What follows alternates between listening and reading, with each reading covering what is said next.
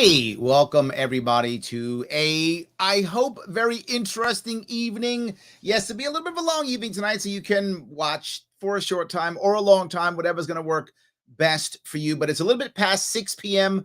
on the East Coast. I know, a little bit early. No worries. A little bit early is still better late than never or early than never, whichever. Look, why am I spending any time on a crazy Friday night chatting with you guys, talking about what's going on? There's a lot of reasons behind that. It's not just because I'm crazy. I mean, I am crazy, but that isn't the reason why. Right now, this is a time for many things that are happening in New York State. It's budget season. We're supposed to put our budget in today. We won't, but we're supposed to. So that's delayed. But not just that. It's primary season. There's not really going to be a primary, but that's fine. There'll be one, I guess, in theory. People will raise money, whatever. That's fine. Also, end of the quarter. All of those things. And coming up here, it's time to petition. It's all of those things, right? We need to make sure we get all of those things done. We're working on all of them, so I had to say something. If you're watching this and any of those things matter to you, time to like, comment, and share. It's time to like and comment and share and let people know that's happening. If this matters to you at all, we just have to do that. So please go out of your way and make that happen if at all possible. I ask you all the time. I know, because it matters. That's why I ask you. So look, let me get right to it if I could. Last night, I spent some time at an event in upstate New York. Well, for some of you upstate, some of you are still downstate, but north of New York City. How about that? I'll say that. And talking about, what's important to people locally, what matters. And what I heard from a lot of people was they were unhappy and they thought, well, this time, finally, Republicans will be able to make a change in New York State, in Albany. I heard that. Now, to be forward, all the people who said that were Republicans, right? So, of course, they hang around a lot of Republicans. They hear this, all those things. Well, for my New York State Republicans, as I told them, I'll tell you, this is a message for New York State Republicans. And I'm going to have one for Democrats, too. So don't get me wrong. I got one for Democrats and independents. I got it for all of you. But the first piece for my New York State Republicans who are listening, who are watching, if you fall into that category, I got good news and I got bad news. Here's the bad news. The bad news is this state is still super blue. It hasn't all of a sudden become red, right? It's still a super blue state, even with all of the problems in this state. I know some of you have trouble believing that. So I actually have some data for you, a little bit of data just for you, because I care. This is from a Zogby poll that was actually taken twice. Once like in December, I think, and one now here. This one I'm going to show you is from January. So we're already feeling all the pain by January. We're feeling the pain already here in New York State. Just to be clear, the pain is being felt. And this Zogby poll, which is done twice, and the first time is twice. I don't know if you can see it or not, but I'm going to circle it right here for those of you who may or may not be able to see it. I'll explain to you. Kathy Hochul is still winning. She's at 50% of the vote. 50% with what she did. And now that's when you go to the election, right? With about 15% not sure. People who are Republicans, now their heads want to explode. I'm going to show you something worse. If you go down further in this poll, and again, this poll's been multiple times. So and has been exactly the same outcome, right? Same outcome each time. Do you approve or disapprove of Kathy Hochul, our governor, of her job as New York governor? 57% approve. Let me say again, this is after we're already feeling the pain, COVID lockdowns, all of that. 57% of New Yorkers approve. Just think about that. Only about 32% disapprove. Yeah, because the state's about 3-1 Democrat to Republican. That matches perfectly, doesn't it? And again, this is a message specifically to New York State Republicans. If you're a New York State Republican and you self-identify as one, let me ask you, what would it take for you to vote for a Democrat? Yeah, a lot. Democrats feel the same about you. They're not voting for Republican. That's not going to happen. This poll's been done again and again and again. That's where New York State is right now. You guys who are all about, oh, the mandates, that's the mandates, that's the thing. Okay, great. Here, do you approve or disapprove of Governor Kathy Hochul's handling of COVID-19? Guess what percentage? 57% approve of it. Yeah. With all the pain and all the problems and all the issues. 57% of New York State. This is registered voters. This is registered voters. People who could vote. 57% approve. This is the bad news for you Republicans who think my Republican savior's coming. Let me be very forward with you, my friends in the Republican Party here in New York State. Your Republican savior's not coming. That's not happening. It's not going to happen. And I know that for some of you, that's hard to swallow. But no, this time, blah, blah, blah. Well, my guy says that he's won in purple districts before. That's true. There are a couple people running who have won in purple districts. New York State is not purple. It's blue, deep blue. If New York State was purple, you might be right. It's not. After all the pain, people still are there. That's still where they are. It's not changing. And I know you might go, well, wait a minute. No, not this year. Could it change in 10 years, 20 years? Maybe. It's possible. New York State has not won. Republicans have not won a statewide election in New York State for over 20 years. 20 years. The state's not getting redder. It's getting bluer. And let me give you one of the toughest ones that also works here too, if I can. All right, if you look at what she's talking about this here, asking, how do you vote, right? How do you self-identify?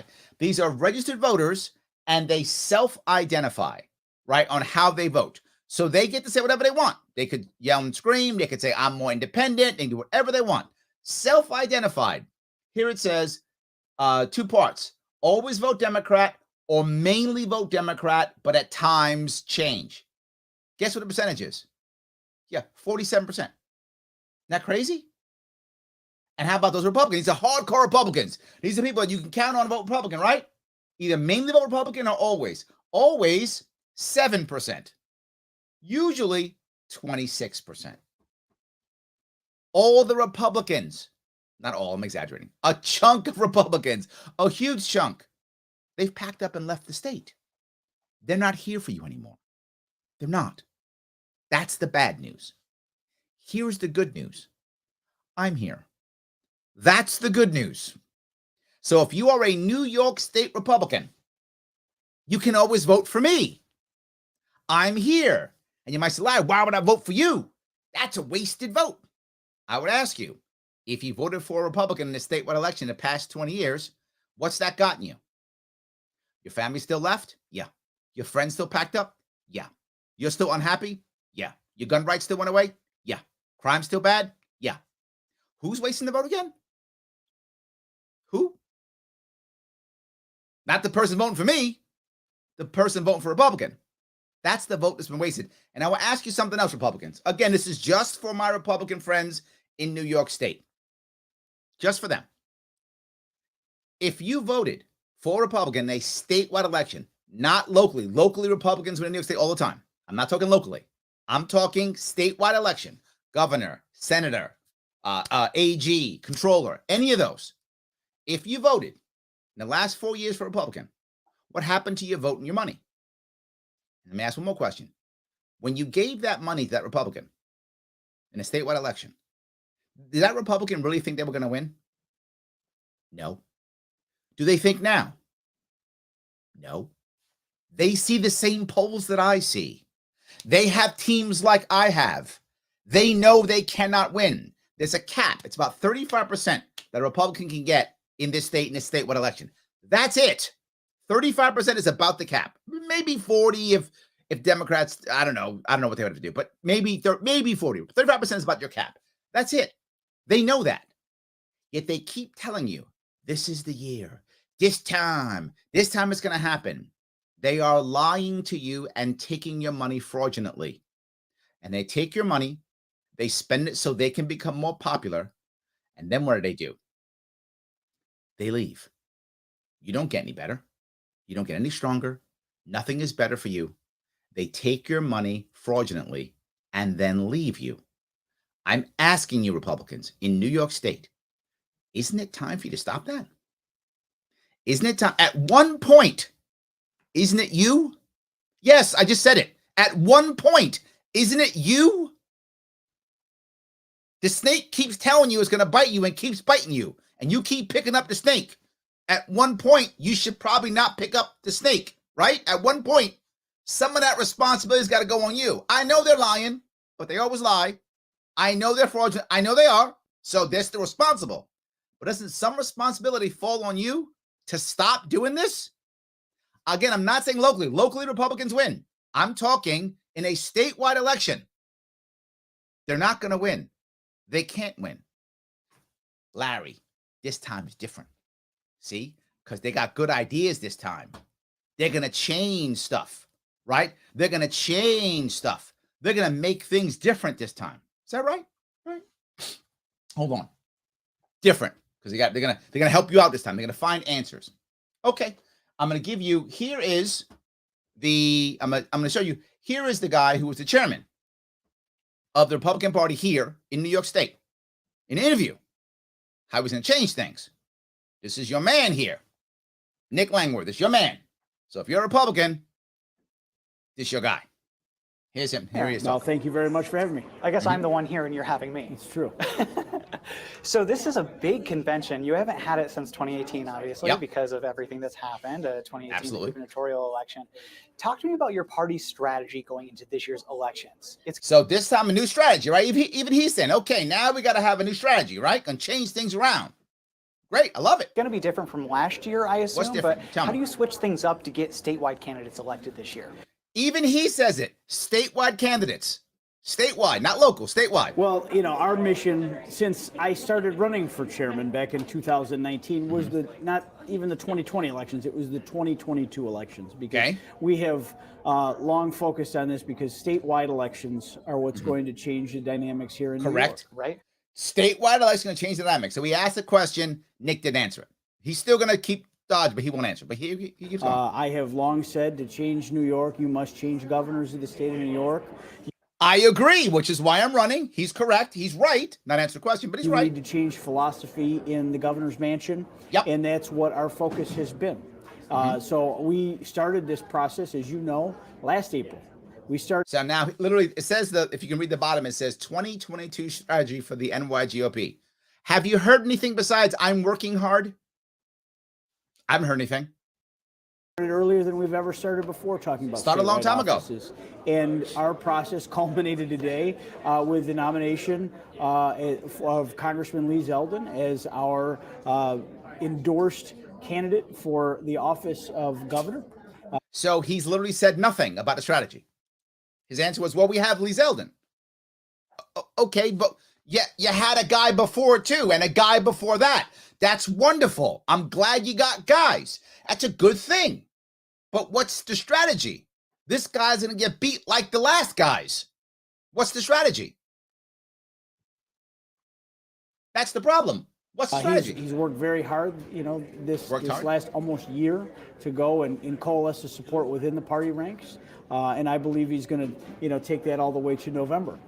So literally what he just said, to be clear, he said, we have this guy, Lee Zeldin, who's done a lot of work to get support within the party ranks. Also true. Nothing he's saying is a lie. I'm not calling him a liar. Be clear. That's not what I'm saying. What he's saying is true. How are you going to win? Well, he's got a bunch of Republicans behind him. That's awesome. So he'll get 35% of the vote. That's not a win. We also have put forward what I believe is easily the most diverse slate of candidates that our party has ever put forward. So we decided, we said, you know what? We don't have a plan. We have no policy. So you know what we'll do? We'll put like a woman and a black guy on a ticket. That'll solve our problem. I wish I was joking. I'm not. That was his answer. We don't have a strategy. We don't have anything to do. we'll put a woman and a black guy on. That'll do it. It really is. Talk to me about that. Did it come away? No, he didn't answer the question at all. And the guy's like, okay, I'll move on to this diversity thing. Was that natural, or was that something that you were gearing towards for this year? Now, was that natural, or were you gearing towards it? Now, this is to my Republicans in New York State. My friends, I hope. Listen to what your party is saying. You know, I've said from the beginning that I felt to make our party viable, to make our party competitive. So to make our party viable and competitive. So what do you think should be his answer right now? I'll tell you what mine would be, and I'm obviously not a Republican, so I can't do this, but mine would be provide a real option. Give real answers to New Yorkers' problems. Fix things. Make things better. Have ideas that are different. That's what I would say. What will the Republicans say? And to break this streak of losing statewide elections, which has gone on for far too long. 20 years. We have to have a party that looks like all of New York. So we have to have a party that looks like New York. I want to be clear, guys. That was the Republican who said that. That wasn't a Democrat. I would expect that from a Democrat, right? I'm sure anyone who's Democrat watching, you went, well, yeah, that's what Democrat talking point makes total sense. A Democrat would probably say that. Makes sense. This is the Republican saying it. Yeah. And we need different walks of life to be represented on in the only way to do it. It's not about talking about it, saying I'm reaching out or going to an event. So don't reach out to find better people. Pick them based upon gender and race. This is the Republican saying this. I want you to hear what he just said. I didn't make his words up. He said it. That's what he just did. He didn't say we need to have the best people. Don't Republicans usually say that? If you're a Republican right now in New York State, isn't that what you believe as a Republican? He doesn't believe that, but you will vote for his people. Why? It's about putting forward candidates from a diverse background. And we have that in this. I think there's a lot of excitement. So now even the Republicans doing quota systems. If you're a Democrat, maybe this is good for you, I guess. I don't know. Maybe. I don't know. About the candidacy of Joe Pinion, our next U.S. Senator, to take on Chuck Schumer. I mean, Chuck Schumer, let's face it, hasn't had a real fight since he won the Senate. But this guy's going to fight. Back in 1998, defeating Alphonse D'Amato. That ends this year. And Joe Pinion will take, the Schumer record in every county, in every corner of the state. So all he's going to do is yell on how bad Schumer is. That's what he means. You may go, Larry, how do you know this about this guy Pinion? How can you say that? How can you say that this guy Pinion would do that? Okay, I will tell you how I know that's all he's going to do. Because here literally is literally, this is Pinion's website. This is his website. This is what he does. This is him. Joe Pinion. Good looking guy. Like that. Very nice. About, volunteer, contact, donate. So you can contact, give money, which is, please give money because you don't like Schumer, which I get. I don't like Schumer either. So I'm with them on that one. But here's the about.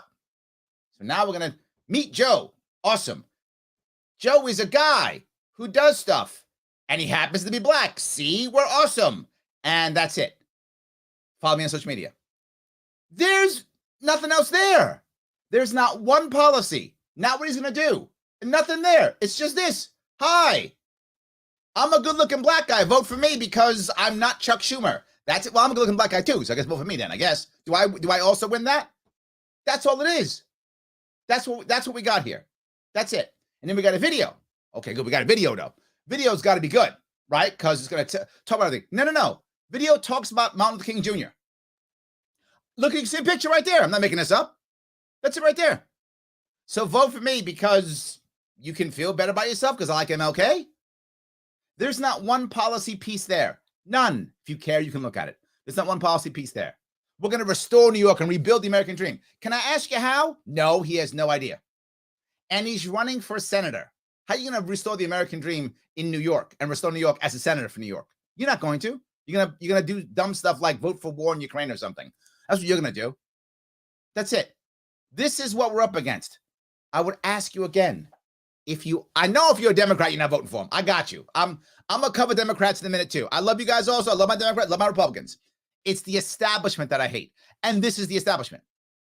They just picked everybody. They don't want a primary. They picked all these people. These are your people. We picked a diverse group because the most important thing is that they look a certain way. Most important thing. And again, that's Republicans.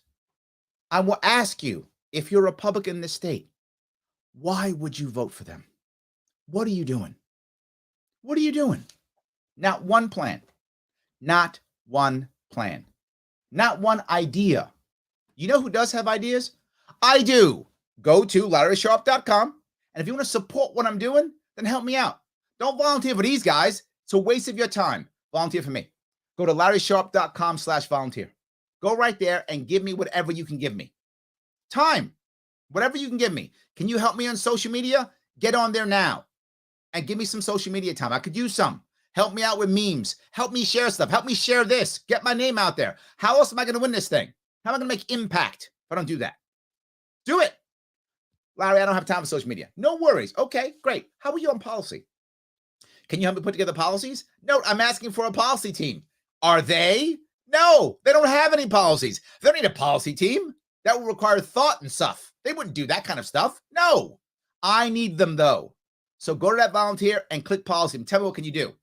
Are you an expert in something? Can you do research? Can you help me write white papers? I need all of that.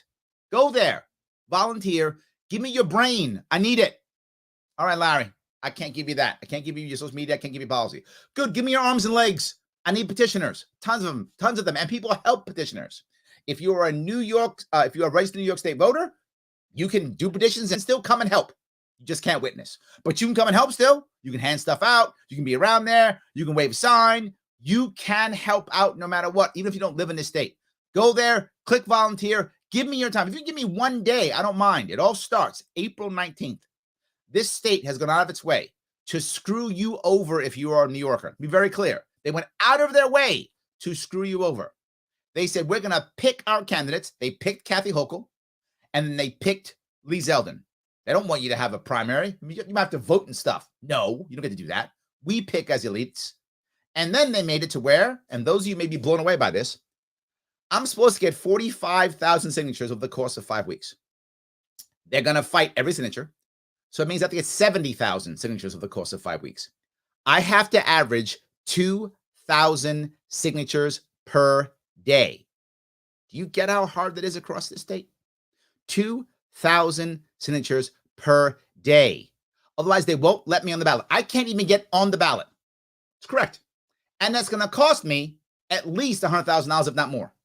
I would ask you, if you're a New Yorker, a regular New Yorker, you want to run for a statewide office, how are you going to find enough bodies to do so and 6 figures to do so and not work for a year? They're making a system to where only the elite can run. Only the elite. No one else can. They're going to run to be your rulers, and they select them. That's it. If I don't break a hole bigger than I did last time this year, it's going to stay that way. Now, all these people who are running, right, the Democrat and Republican, they're party guys. They just get something about a party and get paid. I don't. I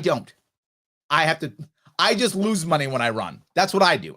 They gain money. They get richer when they run. That's why they run. They get richer. That's why they run. I get poorer when I run. So help me out. If you can't volunteer, then donate. LarrySharpe.com/donate. If you are one of those Bitcoin guys, you made a killing on Bitcoin, throw me some Bitcoin. Don't hold it all. Be good to me. Just throw me half a Bitcoin. That's all I'm asking for. I'm kidding, obviously, right? But whatever you can give me some Bitcoin. If you can't do that, throw some cash my way. It matters. If you can do a monthly, do it now. You might go, Larry, I don't have that much money. Me either. Larry, I got a family. Me too. Larry, I got a job. I used to. I guess this is my job now. So I do this. It's fine. I guess I have a job, but my job pay is horrible. So anyway, so I have a bad job now. That's what I do now. So give what you can give. I'm giving a year of my life. I'm asking you to give a little bit of cash every month so we can keep moving forward. The money I raise has to go towards this. And then I'm going to try to keep going to keep staff and to keep doing things and move forward. You might go, Larry, I got stuff going on in my state. I can't write a check to you. I can't send you money. I can't give you money because I got stuff in my state. Yeah, I know. I get it. I will ask you an important question for you to consider. And you have to decide it's not me. What's going to be more important for the future? So I have to ask you, if you believe that you have a local race that you might win and change your future, that makes sense. Go there. I can't fight that. That makes total sense. If you're just trying to help your local guy because you like him, you might want to throw a little bit my way.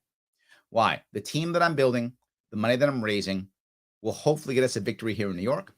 But if it won't, if it gives us second place, imagine what second place does for the party as a whole. Us doing well in New York State, because New York State is the least free state in the union. If libertarians, third parties do well in this state, it brings up everybody across the entire nation. And those of you who watch over the past 4 years, you know something. When I do well or get any kind of fame or fortune, anytime, the little bit that I get, what do? I share it. You've watched me do it again and again and again. What about others? Not always, but me every time. When I get it, I share it. So you give it to me, you're getting it back. You see it. It's what I've been doing. I've shown you who I am and what I'm doing. So do me a favor. Either volunteer or donate. If you can't do either, then like, comment, share, wherever it is. Click your buttons, put those comments in, share this stuff everywhere. I don't care if your friends get mad at you. Do it anyway. Even if your friends get mad, do it anyway. It does matter tremendously. All right.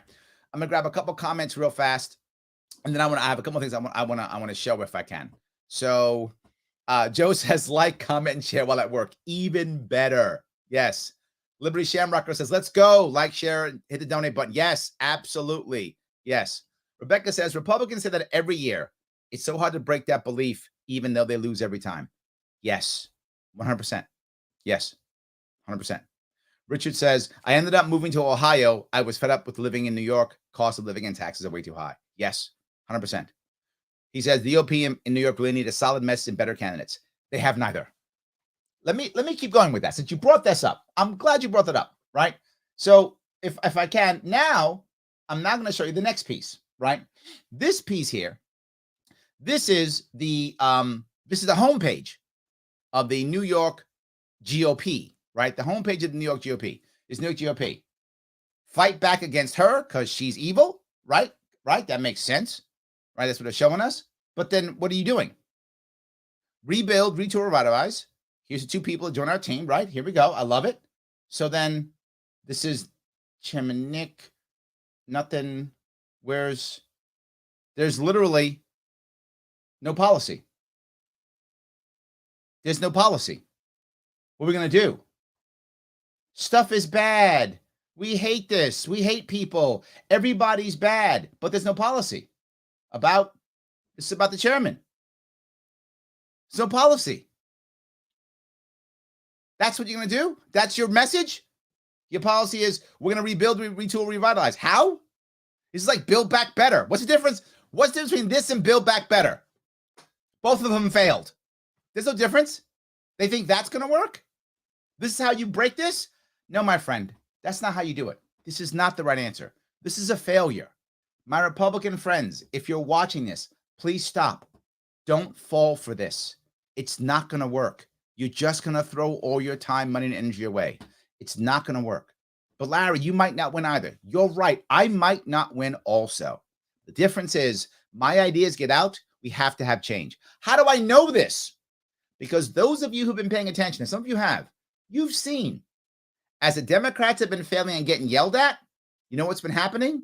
They've been picking up some of my words and picking up some of my ideas. You've seen it. Yeah. The more popular I get, the more things change. That's the difference. Nothing will change. The Republicans, do better or don't get 30%, get 40%. What changes? Nothing. How do I know that? Because nothing's changed in 20 years. Of New York, it's not about a senator that shows up, gets a quick press release, a quick snapshot, and leaves. It's about someone that'll be a voice for all New Yorkers, not just the ones for the political affiliation or the ideology he's trying to pander to at that. Now he says that's right. It's about them not just pandering, yet all he does is pander. Moment. With statewide candidates like this, you have an enrollment disadvantage with Democrats, about 2 Yes. to 1. So you're going. It's more than 2 to 1. He says enrollment 2 to 1. It's like 3 to 1. For conservatives, independents, all of those people, and hopefully trying to cross party lines and get Democratic votes as well. Sure. Tell me how you do that with these statewide candidates this year. Okay, hear what he just said? Tell me how you do that. He gets it. He's like, you can't win with just Republicans. It's statistically impossible. So how do you get Democrats? Now, he tried asking that question earlier, and Nick didn't answer. I'm not mad at Nick for that. Nick doesn't have an answer. So he just said, we work hard. Look, there's a woman and a black guy. That'll solve it. That's all he could say. One of the great uniters that we have found, and we certainly saw it in the 2021 local elections, is the issue of crime and safety and security. Yeah. New Yorkers don't. So he thinks that he's going to get Democrats because of crime, safety, and security. That's what he thinks. Now, it's not a bad deal. But for those of you who don't know, already the Democrats know this. They know this. This is why Eric Adams is fighting to put more cops in the streets. This is why Kathy Hochul, literally today, she delayed our budget. Why she delay it? So she could put in bail reform. Yeah, they're either going to repeal bail reform completely or put in her 10-point plan, which, by the way, adds stuff that I talk about in her plan. Yes, she took some of my stuff and put it in her plan. I guess I should be happy. So this idea of we're going to fight on safety and crime, by the time November comes, will no longer be an issue. What are you going to do then, Republicans? When the Democrats have already done all the things you want them to do, they're going to repeal the bail reform, all that stuff. What's going to be your issue? What happens if they crack down with cops and throw people in jail, do all the things you want them to do? What are you going to do in November? When your answer is just other guys bad because crime, and that's what you hold your hat on, and then they change it, what are you going to do? They've already backed away from defund the police.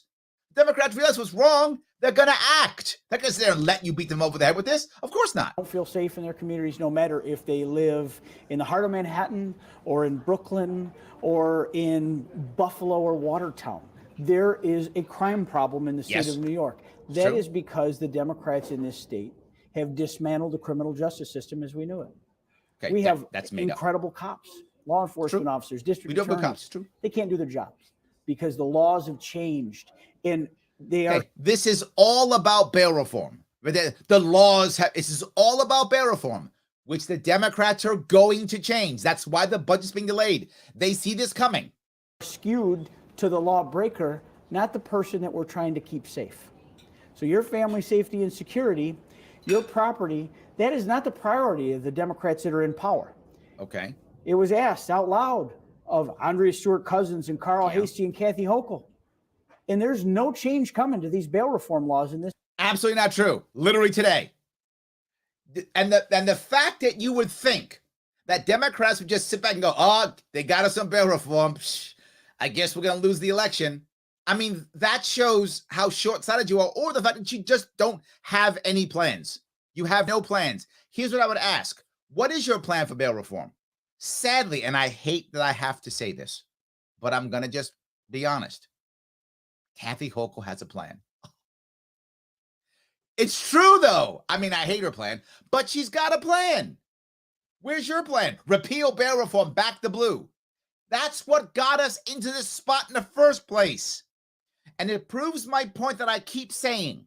Republicans are the party of no ideas. Democrats are the party of bad ideas. So now if we repeal the bad idea, which this was a bad idea, now there's no idea. So people go, well, I want to solve something. They're going to fall back to what Democrats say next, the next bad idea they have.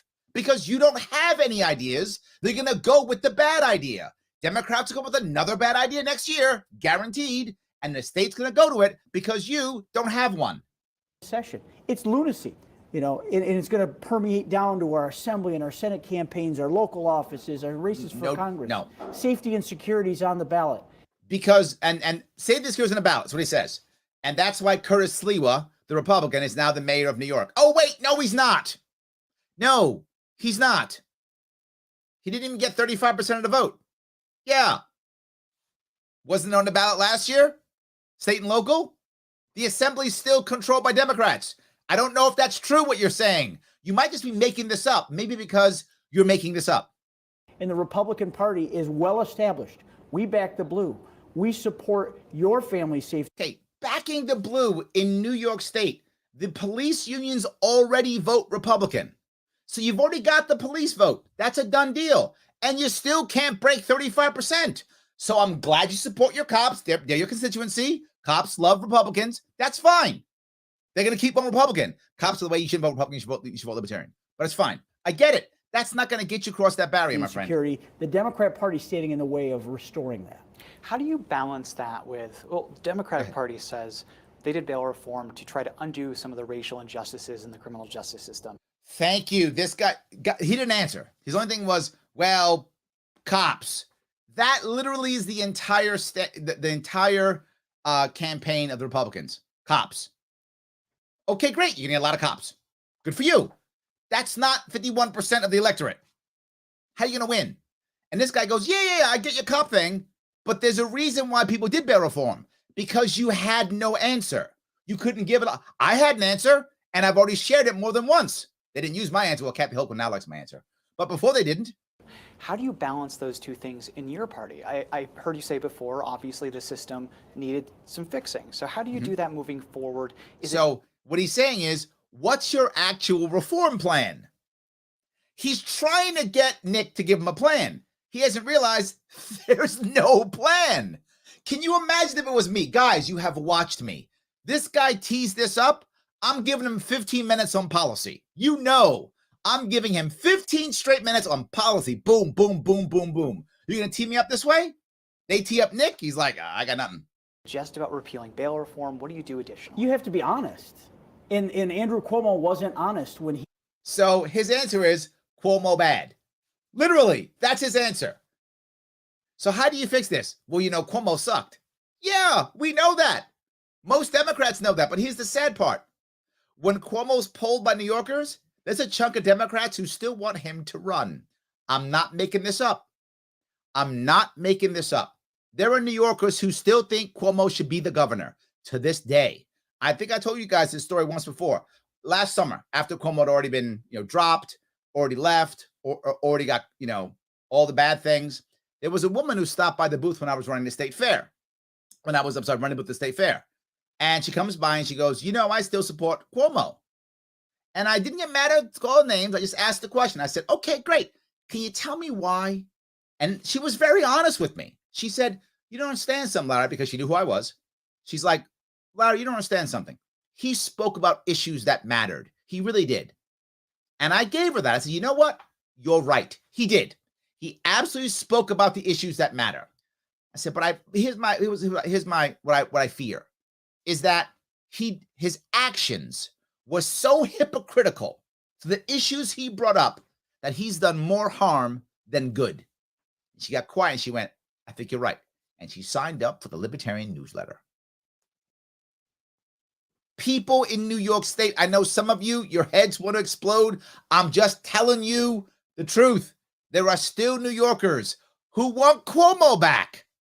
Give or take, about a third, 25% of New Yorkers who vote want Cuomo back. That's what the polling show. They're about 50-50 Hochul and him. He's a little lower than her in Democratic voter polls. He's a little lower than her, but he's close. This is very close. That's so about 20-25% of New Yorkers actually want Cuomo back. And so when he says, how do you fix this? His response is, Cuomo bad. That's your answer in New York? Don't get me wrong. This works in Oklahoma, maybe, South Carolina, maybe. This doesn't work in New York. He shoved this in budget bills in the middle of the night without a hearing, without consultation of law enforcement officials or district attorneys. I mean, I didn't understand the gravity of it myself until I traveled county to county, and I'd be at a dinner and I'd be grabbed by the sheriff. He says, you got to know what's going on right now. Too bad. I knew. I talked about how bad it was. I knew. Why didn't you know? You got to know what they're going to do to me and our officers. So he did not answer the question at all. Again, all he does is not answer questions and say, our ability bad. to do our job. Crime. That was the education point for me, and how I understood the problem was coming on January 1st. Hasn't answered. And then that hit, and then COVID right after. So is this was the absolute number one issue in the state of New York, the pandemic. No, it wasn't. It's number one issue with Republicans. And I get that. And that's nice. You'll get the same Republicans that vote for you as you did 4 years ago. But you're not going to win with that. My Republican friends in New York, if you're watching, am I making any sense to you? Please stop. You're literally throwing your vote and your money away, voting for a Republican in this state. It's not going to work. You're going to lose everything. There'll be no change. They will take your money fraudulently and move on. It's not the right answer. Got in the way a bit, but this is still here. It's roiling. It's disrupting lives. And they're going to change it. Let's face it. How much of this was about honest public policy, and how much of it is about being woke? So now he goes to woke. That's the next thing. Okay. I know, again, I'm not a woke scold guy. That's not who I am. You guys know that. That's not who I am.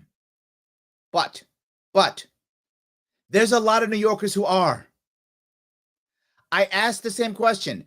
Do you know what state you're in? Do you know what the electorate actually is trying to do?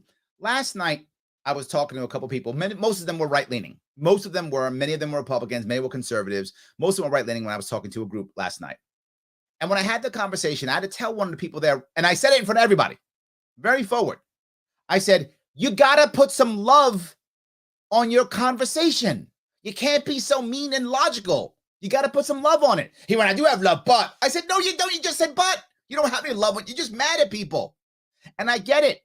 You're mad. I'm mad too. I'm with you. Lots of us are mad. That's not going to convince that person to vote. Another guy come up to me afterwards and yell at me. Not yell. He was stern with me, I would say. He didn't really yell at me. I've been yelled at before. This was not a yell. He was stern with me. He was like, Larry, you got to speak more about the Constitution, and it's a must. People have to respect it. And I'm like, people don't have to do anything. They can vote any way they want.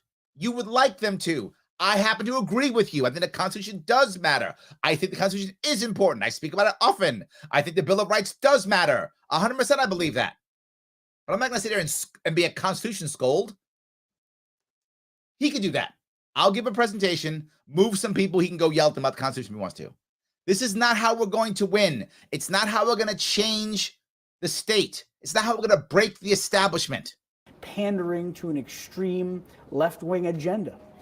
New Yorkers don't want to be woke anymore. They're awake. Do you know what state you live in? They see what's happened. They see the results, and the results are bad. They need fixed. 60% of New Yorkers still support Kathy Hochul. What he just said, he made up. They need those results to be fixed. They need people that will be on their side. Okay, how you going to fix him? He's asked you for policy 4 times. Then people are going to fix it. Great. It's not you. I guess they want me then. You have to ask out loud, what side are these politicians on that won't fix a problem that's blatant and obvious? Okay, first off, you don't have a plan, and they're going to fix the bail reform thing next week. Mark my words, guys. By next week, they will either have a reformed bail reform, or they'll repeal it. Because they know that's what he's hanging his hat on one thing. They're going to pull it off, and what's going to go now? Well, Cuomo's bad. Cuomo's not running. Oh, I hope he runs. My God, I hope he runs. But right now, as of now, Cuomo's not running.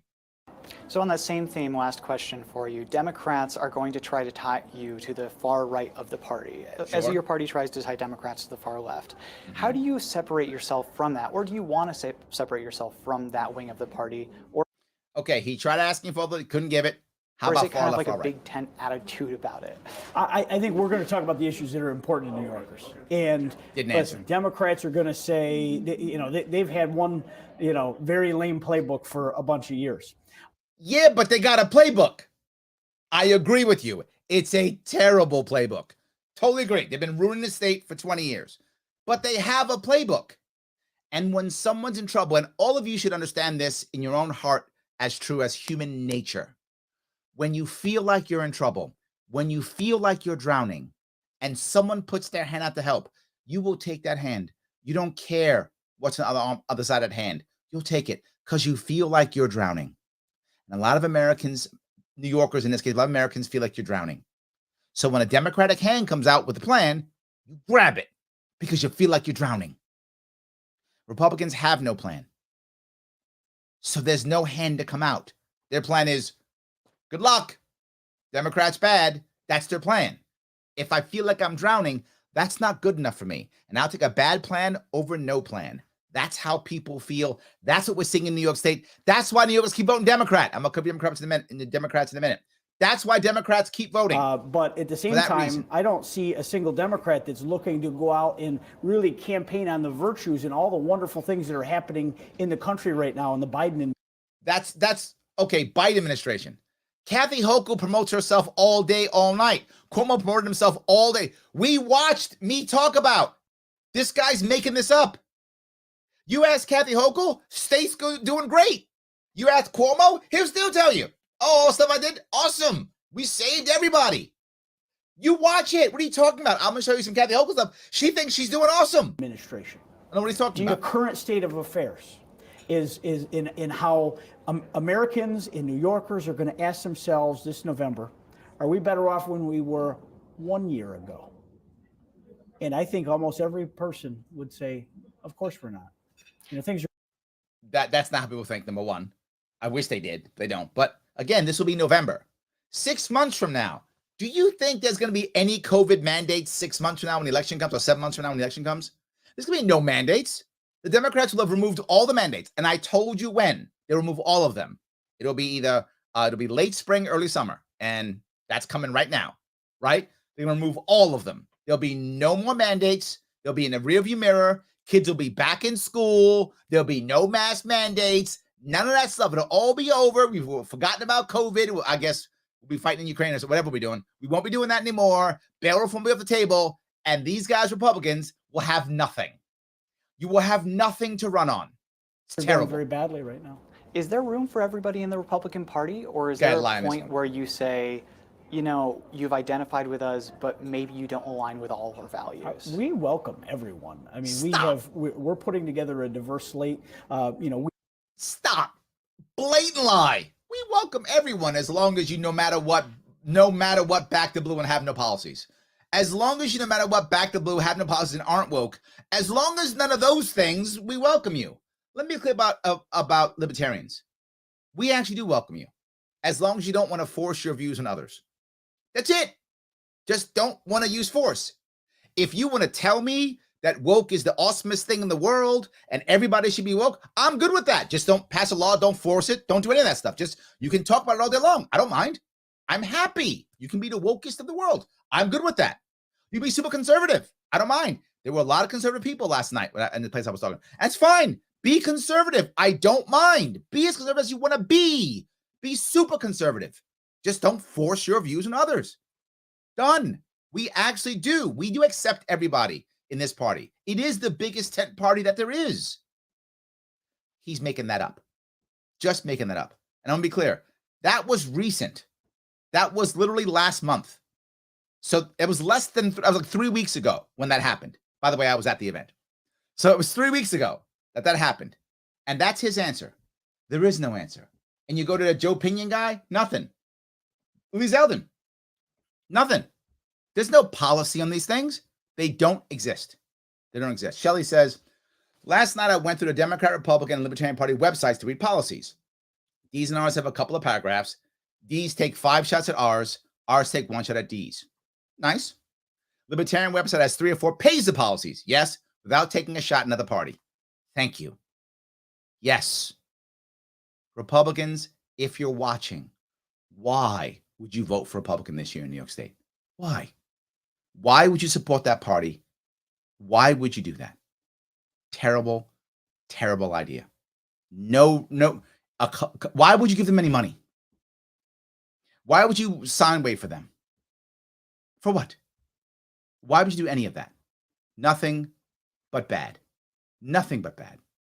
So I'm sorry. Let me take some more of these if I could. I'm sorry. All right. Elaine says the Republicans are convinced that they can win just based on the pure outrage they feel. This is a valid point, Elaine. I think you're right. And particularly when they're around other Republicans who are also angry, right? I see it when I see where Democrats are very similar. When Democrats are around other Democrats, they can't believe that anybody votes Republican. I'm not joking. If you're a Democrat, you know what I'm talking about.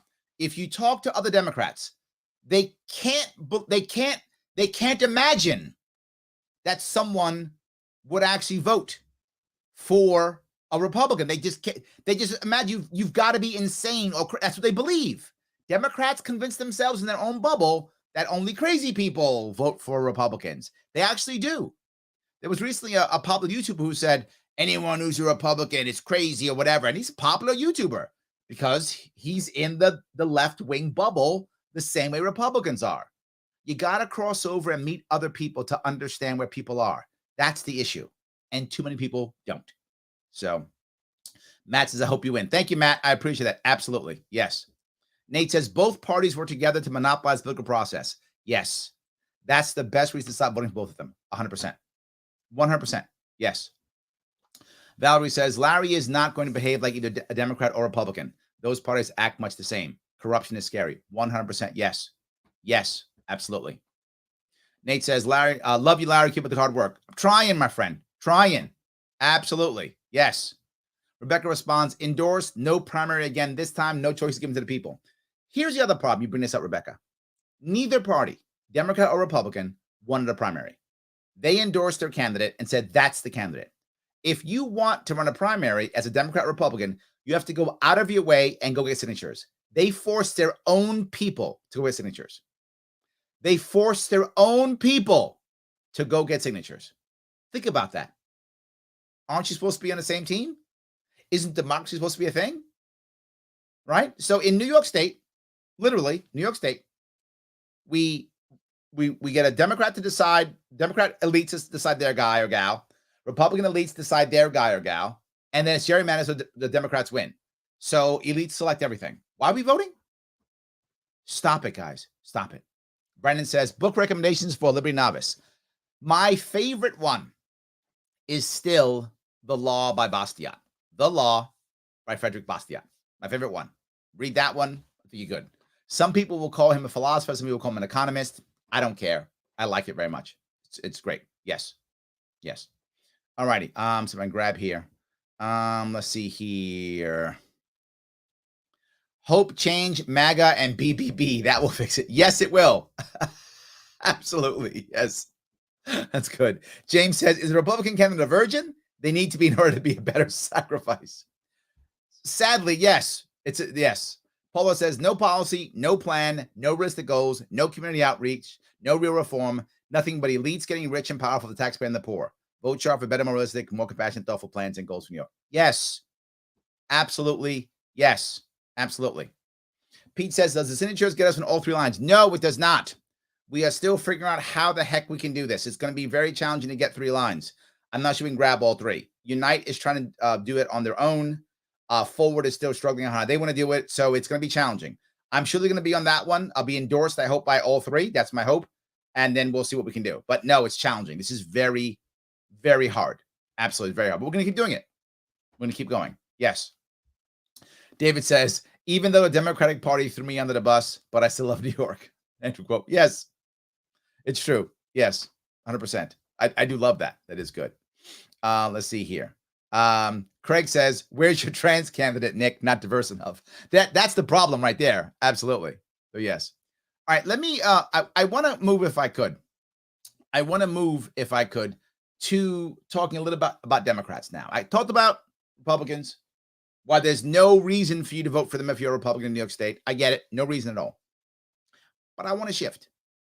If you're a Democrat and you've been watching and you're like, I don't know, this guy, maybe you're a Forward Party person. I'm wondering, why the hell did the Forward Party support Larry Sharpe? Why would they even possibly endorse this guy, right? Why would they do that? I'll tell you why. If you're a Democrat, you're supposed to be caring about important issues that Democrats care about. Things like prison reform, right? Things like dealing with homelessness, drug addiction, those things. That's very common for them to care about. Helping out the people who are poorest, right? Very common problems that we have in New York State. And Democrats talk about them all the time. All the time. So, what have Democrats done to make it better? Nothing. In 20 years in New York State, the wealth gap is worse. And in 20 years, Democrats have run this state. Wealth gap, worse. We're now talking about equity. Shouldn't you have been creating equity for the past 20 years? You haven't. Homelessness, worse than ever. Worse than ever. Still bad. Addiction, worse than ever. Literally worse than ever. Everything you're caring about, taking care of our elderly, worse than ever. New York State has been run by Democrats for 20 years. If you're a Democrat, why are you voting Democrat? What have they done for you? Republicans, what have they done for you? Nothing. Democrats, what have they done for you? Nothing. They take their money from PACs and from a bunch of people, and they don't get anything done. And here's the worst part. There's none, zero accountability. Who can you point to and blame when it comes to all these problems we talk about here in New York State as a Democrat? Have they dealt with cannabis in the right way? Of course not. Democrats in New York, while Republicans have no ideas, Democrats have bad ideas. Republicans don't really do anything in our state, right? They just kind of hang around and give speeches and act like they're doing something. They have no policies, don't make any change, nothing. Democrats don't do anything either.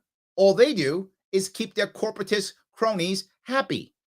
I would ask you as a Democrat, any issue that you cared about, can you show me how any Democrat that you've worked with at all in the last 20 years has actually worked to make that problem better, not fix it.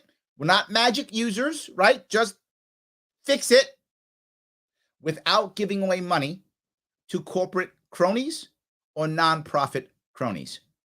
You can't find one, not one. But Larry, you don't understand. I care about the disabled, as I do. So I'm so happy that Kathy Hochul made the Office of Disability. That sounds amazing. That does sound great. You care about disabled people. We created the Office of Disabled. That sounds amazing. I love that. Question, why didn't you do it 20 years ago? Number one, if it's that important, why didn't you do it 20 years ago? You didn't. Why? Because you didn't care. Reason why? You didn't care. You never cared. But if you care, you're supposed to care, but you don't. Why didn't Kathy Hochul start it when she was lieutenant governor? She was lieutenant governor for what, 7 years? How come she didn't bring it up? Why didn't she spearhead it? Why didn't she bug the governor for it? Why didn't she go talk about it at the assembly? Nothing. She said nothing about it. Nothing. She was running around acting like Cuomo was the best guy in the world. Then they got caught. Oh, I hate that guy. What? You loved him for 7 years. Now, okay, whatever. It's fine. But why didn't you? You didn't. Fine. Now we have an Office of Disabled. Here's what actually happens. For those of you who don't get this. Why would someone create an Office of the Disabled or whatever? Office of thing here, whatever the thing is. Office of people who wear purple shirts, whatever that thing is. Because there are people who are bugging her, coming after her, bothering her, the governor. So how do you can't fix the problem. You don't really care. You don't even know how. You don't have any policies. So what do? You make an office. And you literally, I'm not making this up, you take $10 million, set it aside and say, that's your office. Why does that money matter? That money is that office's budget. That budget pays for the salary of the director, the salary of her friends and family, so they can have, cool jobs as chief of staff and admin assistant and liaison to blah, blah, blah, whatever. And now she gives that out. The budget also is a way that office now can give out money to nonprofits. I'm not joking. These are government grants that go to nonprofits.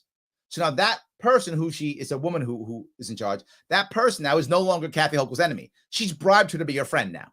And now that friend also has money she can give out to others to bribe them. So are the disabled any better now than they were 20 years ago in New York State? No. Is the problem solved? Not from the point of the disabled, but from the point of Kathy Hochul? Yes, she's bought her problem away with your taxpayer dollars. That's what she does. And by the way, she's better than most at this. Kathy Hochul is not a great, governor by any means, but she's not a bad giveaway patronage politician. That she's actually pretty good at, right? She does give away tons of our taxpayer money, to make sure people are loyal to her. She does it all the time. And that was the perfect example of that. But I would ask you, what's happened with the disabled community? Are they better off all of a sudden? Is there some rule of law you know about that's coming down the pipe? No. Who's responsible now? What happens when disabled people are now unhappy? And they go, things aren't like I want. Okay, great. What do? Well, you don't yell at Kathy anymore. Now you yell at that woman who got paid to get yelled at now. You yell at her. I have an office of disabled. Why aren't you yelling at her now? See, I've created another government arm that will remove more responsibility from me. That's what she's done. You might think, Larry, you're like, no, that's on everything. The problems with DMV, not my fault, DMV. Problems with insurance, not my fault. I created an insurance board. New York State's the only state that has an insurance board. Every other state uses federal guidelines. So not me, it's an insurance board. Yes, everything's someone else's fault. That's the Democrats. So Republicans have no answers. Democrats, bad answers. If you're a Democrat, and you're listening to me now, I would ask you, do you know someone who you cared about who left New York State? Yes, you do. Of course you do. You probably know multiple people who you cared about, family, friend, lover, who packed up and left New York. But Democrats have been running for 20 years. Why would you vote for them again? While Republicans sit in their hands and do nothing and have no plans, Democrats are actively, and I mean actively, enacting policies and environment that is literally breaking up families. Let me say it again. They are enacting policies and creating an environment that is literally breaking up families. People who like to stay together but can't afford. And they pack up and they leave. Why would you vote for them? They've been hammering you for years. And we keep saying, thank you, sir, may I have another? Thank you, sir, may I have another? As I said to Republicans, at one point, it's on you to stop believing the lie. I'm going to say this to Democrats too. If you're a Democrat in New York State, at one point, it's you. I get you hate Republicans. Lots of people hate Republicans. I get it. Why are you voting Democrat, though? Vote for me. I'm here. That's the good news. The bad news is your party's been lying to you for 20 years, sucking away all your money and giving it to cronies, making sure that the little guy never wins once while saying the little guy's going to win and never proving that to be true. Rents still suck. Home ownership still hard. People still going under. Democrats been running this for 20 years. They've been lying to you and screwing you for 20 years. That's the bad news. The other bad news is Republicans got no plan to do anything, so they're not an option. Here's the good news. I'm here. And all my policies talk about helping the little guy. Constantly.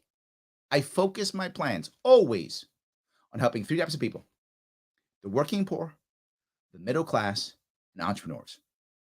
All my policies focus on helping those three. If I focus on helping the working poor, the middle class, and the entrepreneurs, everything gets better. It's not magic, but everything gets better. But Larry, what about the very poor? Who actually helps the very poor? The working class, the middle class, and entrepreneurs. Yes, that's who does it. Entrepreneurs are the ones who give people the chance. They're the ones who create the nonprofits do the work. And the working poor and middle class, they're the ones who show up and do the work. They're the ones who actually help them. It's the middle class and the working poor who show up. That's what actually happens, and you know it. If we help them, we already helped the very poor. What about the very wealthy? They're good. They don't need me. They're fine. They'll be fine. They don't care who wins as long as they don't get hammered. I'm never going to hammer them. That's something I don't do. I get them to voluntarily give more money, and all my plans say yes. And they ask me about that constantly. I'm going to give you a quick thing if I could.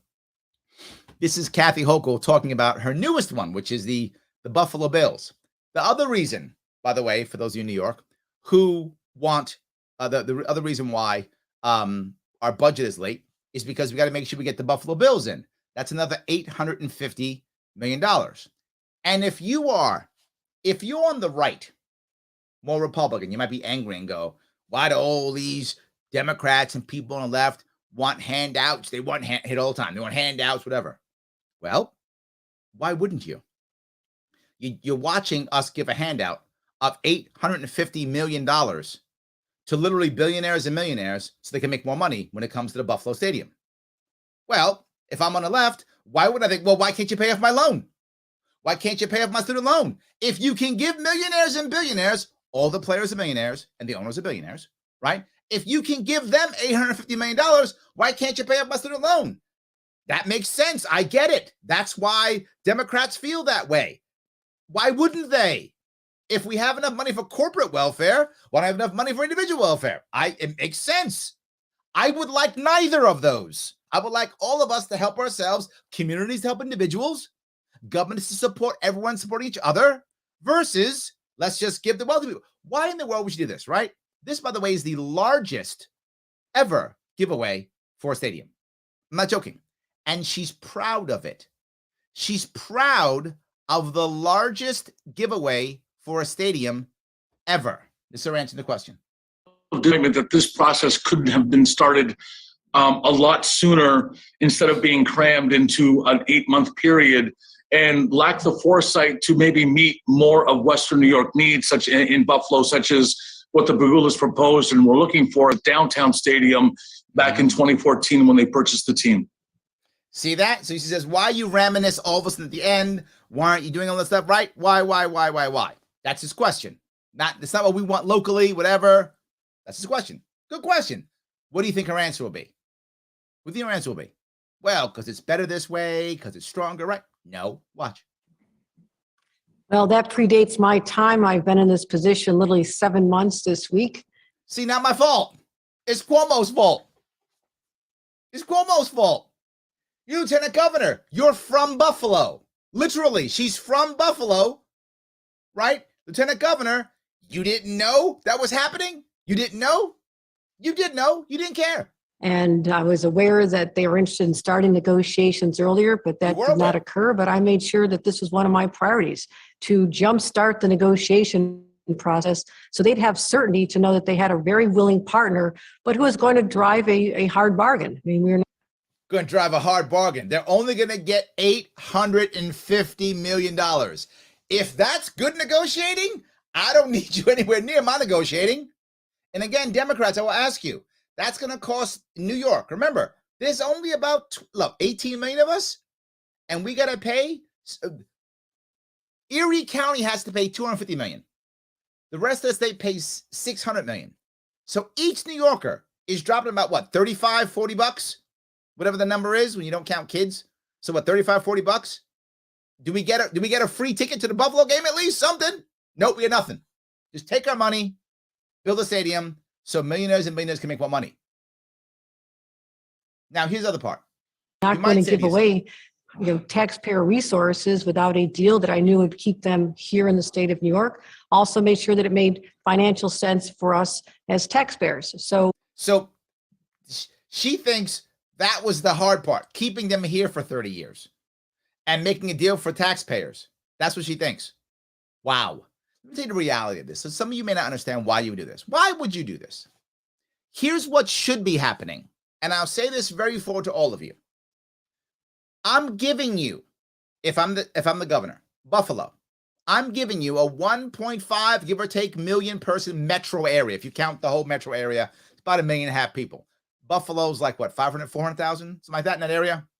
But the metro area is about 1.4, 1.5 million metro area. I'm giving you that. I'm giving you a Western New York who loves you. If you know Western New York, and some of you may know Western New York loves the Bills. They buy all the hats and the shirts. If you're running around Western New York and it's playoff season and Bills in playoff season, a greeting is not hello, it's go Bills. That's a greeting in Western New York, right? That's how you say hi. Go Bills, go Bills. That's how you say hi. That's how much they love the Bills. You make tons of money if you're the Buffalo Bills. That's why you're there. You have a buffalo on your helmet. I'm giving you all of that. And now I got to give you $850 million? What's wrong with you? You crazy? I'm giving you everything, and I got to give you money? To be clear, the Buffalo Bills are worth like $2.5 billion. You can't finance that? The people who own all the NFL teams, all of them are billionaires. They can't finance it? The NFL was worth billions. It can't finance it, so nobody can finance this but us. And she's doing a good job negotiating. She's stealing your money. She's stealing your money. You vote for her again? I would ask you, what about the homeless? What's her plan for that? Nothing. If you're a Democrat, don't you care? But what about the addicts? If you're a Democrat, don't you care? Prison reform, don't you care? You know what her plan for prison reform is? I'm not joking. Better drugs in jail. Her words, not mine. Better drugs in prison and jail. She understands that in New York State, the largest mental health facility in the state is the prison system. Not even close. It's the biggest, without question. Her answer is, let's have better drugs in jail, better drugs in prison. That'll solve it. That's true. No other prison. That's her prison reform plan. That's it. And I'm going to give $850 million to the Buffalo Bills. Couldn't you fix this problem? If you're going to throw the money away, if you're going to just spend the money, if you're going to steal it, and at least do something good for us at a minimum. I mean, it's still theft, but if you at least do something nice at a minimum, no. But we still vote for her as New Yorkers. Why? If you're a Democrat, stop. They've been lying to you for 20 years. They've been hammering you for 20 years. Stop taking it. Republicans been lying to you for 20 years. Democrats been hammering you for 20 years. At one point, it's on you. Stop voting for them. They're not helping you. Why would she do this? I'm going to tell you why. It goes back to the other thing I told you, which she's very good at. Why does she want to have $850 million? Why does she want to have control at all over this? Why? So she can give away the jobs. Yes. So she can make her union buddies happy. So she can make her other people happy. She can give away jobs and have control of all that money. The money that goes to her, she will be the one who says, give this, give that, give this. She will decide who gets it. There'll be very low bids, almost no bidding whatsoever. They'll be giving it away to people. She wants people to do that to keep patronage. And don't get me wrong, it's actually a smart move. I hate it. It leaves a bad taste in my mouth. But it does work. I wish it didn't. I'm being full with you all. That's how it works. They want to have it so they can give the money out, and now you owe me. Because you want that job? Vote my way, act my way, go tell people to vote for me. Go tell you people to vote for me, and I throw some money your way. That's how that works. It's legalized bribery. So I guess it isn't bribery, it's legalized, whatever. Still, it's bribery, but you don't go to jail for it. How about that? That's what it is. And that's how it works. And we see it again and again and again. I'm asking Democrats, why would you vote for her again? Why? But Larry, we have to control the Senate, or we have to control the Assembly, whatever. Why? What are they doing for you that's so awesome? How is it being helped? Have you noticed we don't pass laws anymore in New York State? We just pass budgets, and we put everything in the budget. Why? This was a Cuomo thing, and she hasn't changed it because it was brilliant. Again, these things are horribly unethical, but man, do they work. If you don't have the Assembly pass any laws and just pass a budget, whatever you put in the budget, if anyone votes against it, you say you voted against something in the budget. So you voted against kids getting milk or whatever. So the commercial goes against you, you lose your seat. So you've got to vote yes for everything, even though you don't want to. If a budget fails, you stop the budget. You don't want grandma to get her, Medicare, whatever. That's what happens. That's why they do it this way. And it's in the budget, so no one's responsible for it. So now the Assembly's not responsible. The Senate's not responsible. Nobody's responsible. Isn't that great? It's in the budget. What I'm going to do. So either it's in the budget, or some committee does it, or some office does it. Nobody's responsible. So the state keeps collapsing. They all keep grifting, and we keep losing. I want to ask you again, if you're a Democrat in this state, self-identifying Democrat in this state, do you know someone who you love who packed up and left? Yes, you do. And it wasn't because, I got a job over there. It was because they couldn't stand this state anymore. This beautiful, awesome state that is being destroyed by people who just don't care. Who don't care. We don't even have a functioning democracy. We don't. Not in this state, we don't. Doesn't work at all. And what do we keep doing? Voting for the same people again and again and again. We can stop. That's what I'm telling you. And if you believe me, if you think I even might be correct, then go to my website and you'll see some actual plans. I'll talk about those in a second. Some actual plans to fix things, to make things better, that will make Republicans and Democrats happy, that you can live the way you want to live in the area that you want to live in with the rules that you want to live by. Wow, sounds great, doesn't it? Yes, we can do that. Absolutely, we can. Go to the website, check out the policy. It's right there. You can't miss it. There's actual ideas on how to fix things. Actual ideas. If you want to help out, do me a favor. I need you to volunteer. I need you to volunteer. You have to volunteer if you can. If you got the time, you got the energy, right? Do it. Head over to LarrySharpe.com/volunteer. Do that. Put your name in, and there's 3 boxes to check. Either one of them that you think is appropriate for you, and a little space you can write what you want in there. But either check policy team. Say, look, Larry, I'm good at policy. I understand prisons. I used to be a corrections officer. I can help you with prison reform. I'm in. Help me out.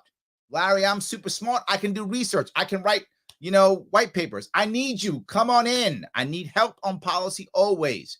Larry, what do I get for it? You get your name on policy. Is that a big deal? No one else writing policy. No one else is. You're going to go work for a think tank, I guess? That's your other option. Only think tanks and me. Those people who write policies. They don't pay attention to think tanks. So I guess you can go work for a think tank or you can come on my campaign. One of those two, because no one else is writing policy. Get your name on it. And if you're in education, it's publish or perish. Publish a white paper. Happy to have you do it here. Your name will go on the website. You can keep it all you want. All right. You don't want to be in policy. No worries. No worries. Can you do some social media? Can you share things? Can you be part of our team? Can you be part of our social media special team that when things go out, you agree to share it everywhere? Whenever you possibly can, you agree to share it.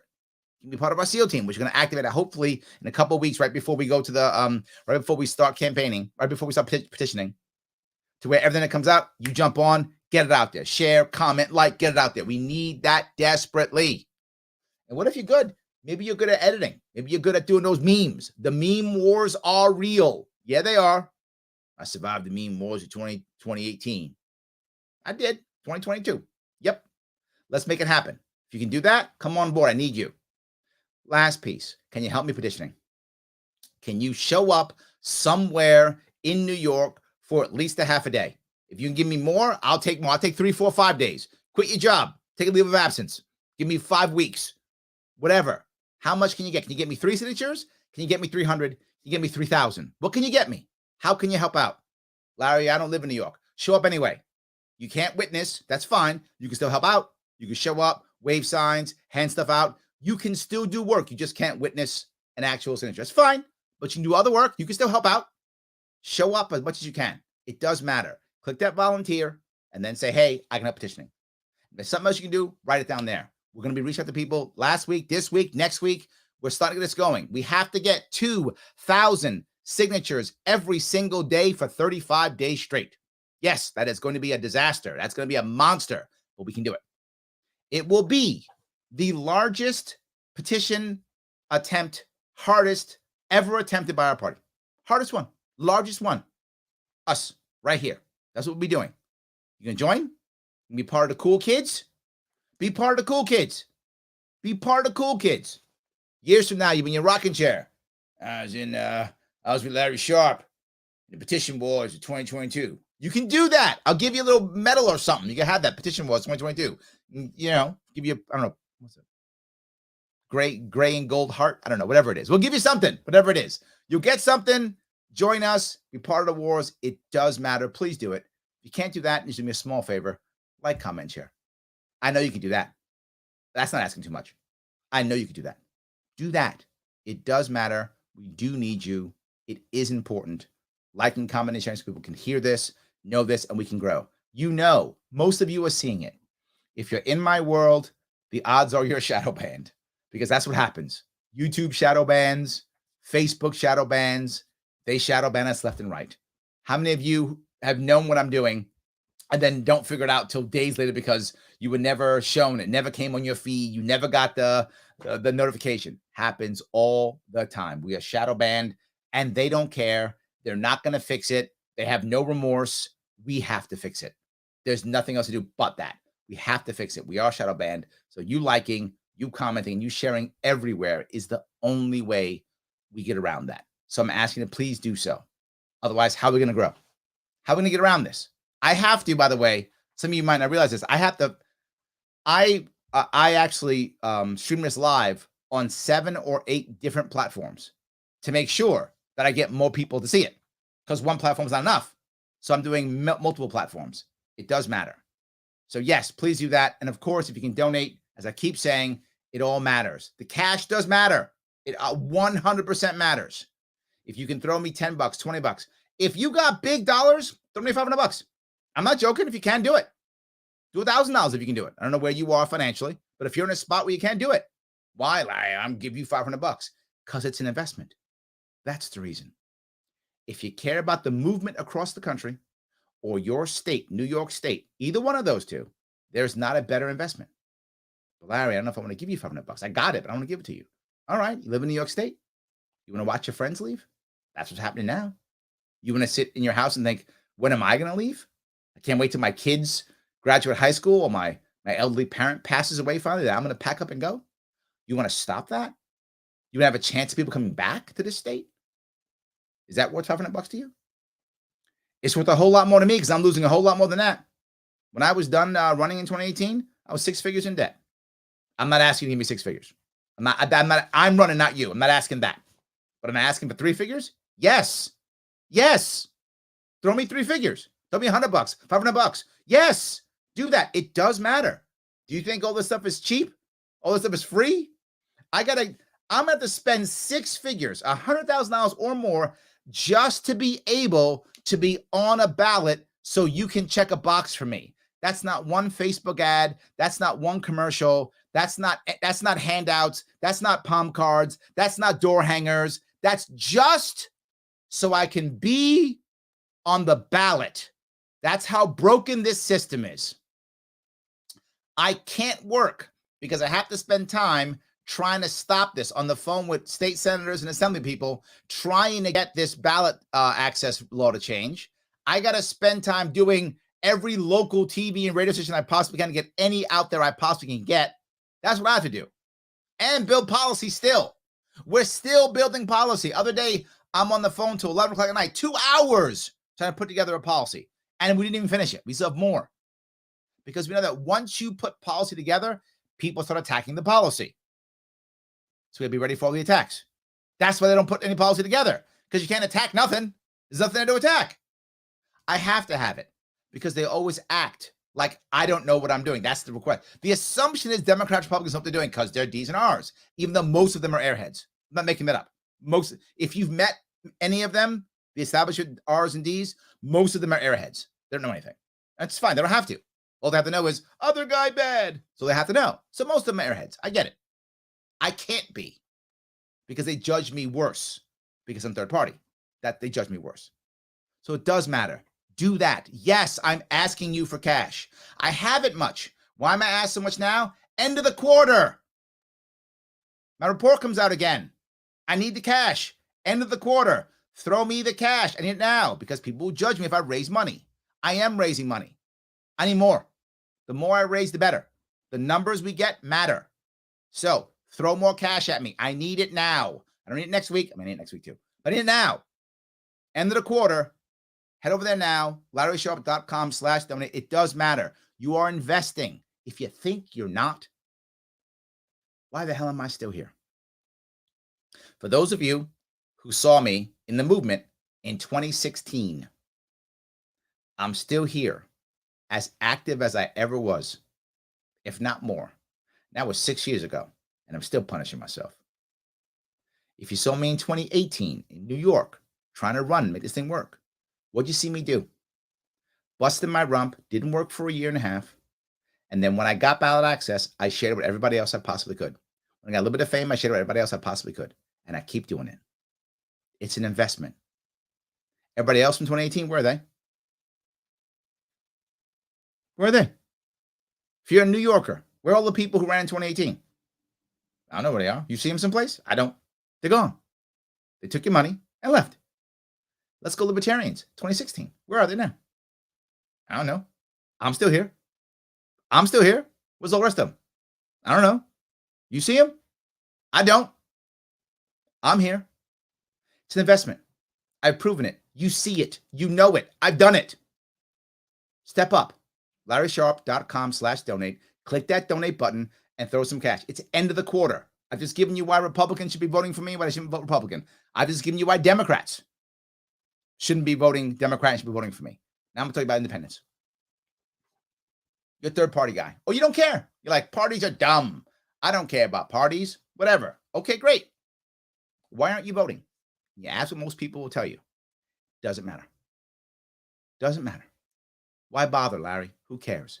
There are times in New York State where you only get 30% turnout. 30%. Doesn't matter. You're right. Why doesn't that matter? Because it's all gerrymandered with a two-party system. Imagine if we didn't have a two-party system. For the 3 or 4-party system. We go, Larry, we do. We have a Conservative Party and the Working Families Party. Those are puppet parties. You just follow the rest. Conservative Party follows Republican Party, Democratic, and Working Families follows Democratic Party. That's not parties. It's puppet parties. But imagine if Forward was a real party. Libertarian was a real party. Unite was a real party. All were real parties in New York State. Running their own candidates, doing their own thing. Everything changes. Gerrymandering changes. Everything shifts. Now it matters, particularly at the local level.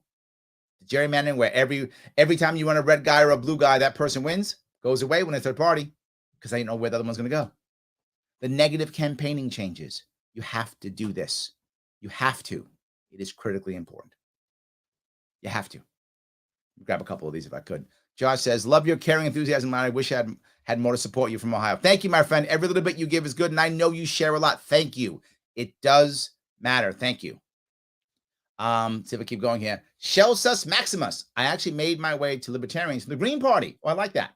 There are least used to be a lot of overlapping ideals, and I still consider myself a mix. I think a lot of Democrats get turned off because of libertarian stereotype, but there's a lot of good conversation to be had. No, I'm so glad you said that. So true. Here's the reality of the left and Democrats. Generally speaking, we completely agree on the outcomes. We want the same outcomes. The question is, how do we get there? And too many people on the left are more about authoritarianism means versus libertarian means. But we want the same outcomes. We all want prison reform. We all want bail reform. We just don't want the same way to get there. There's a difference, right? That's the way we can do it. But if we can make that happen, come with some plans that may work, let me give you some that Greens forward some people do. I'm going to talk about policy now since you brought it up. All right.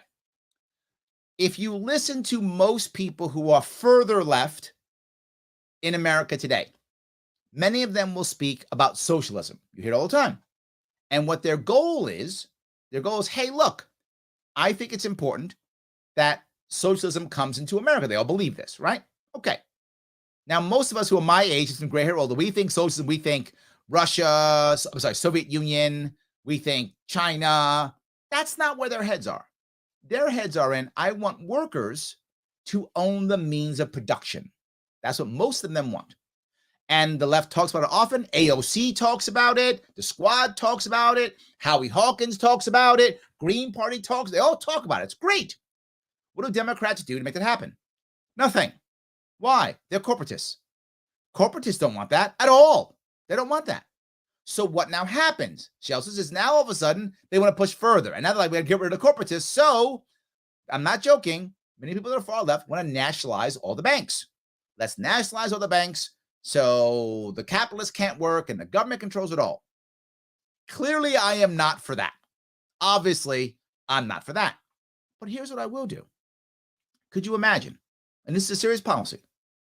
It's a supporting co-op policy. It's what it's all about. We're going to try to support co-ops. Co-ops, meaning worker co-ops, where workers own the company and own the means of production. I want to support those in New York State. I just don't want to force it. I don't want to nationalize banks. What can we do? We can have New York State create a separate chartered bank for New York State. It's a chartered bank that is literally just for credit unions at the county level. And that's in their charter. They are for credit unions at the county level. What's a credit union? It's co-op banking, right? It's not enough. It's co-op banking. So now any group of entrepreneurs in any given county can get together, throw some cash in, and if local people want to help, all throw some cash in and start their own credit union. Not a bad idea. New York State will recognize it like any other credit union, support like any other credit union. You've got co-op banking. That's not enough. That's step one. So now a local county will have its own locally run, local people will run that credit union. Awesome. Piece one. It does well.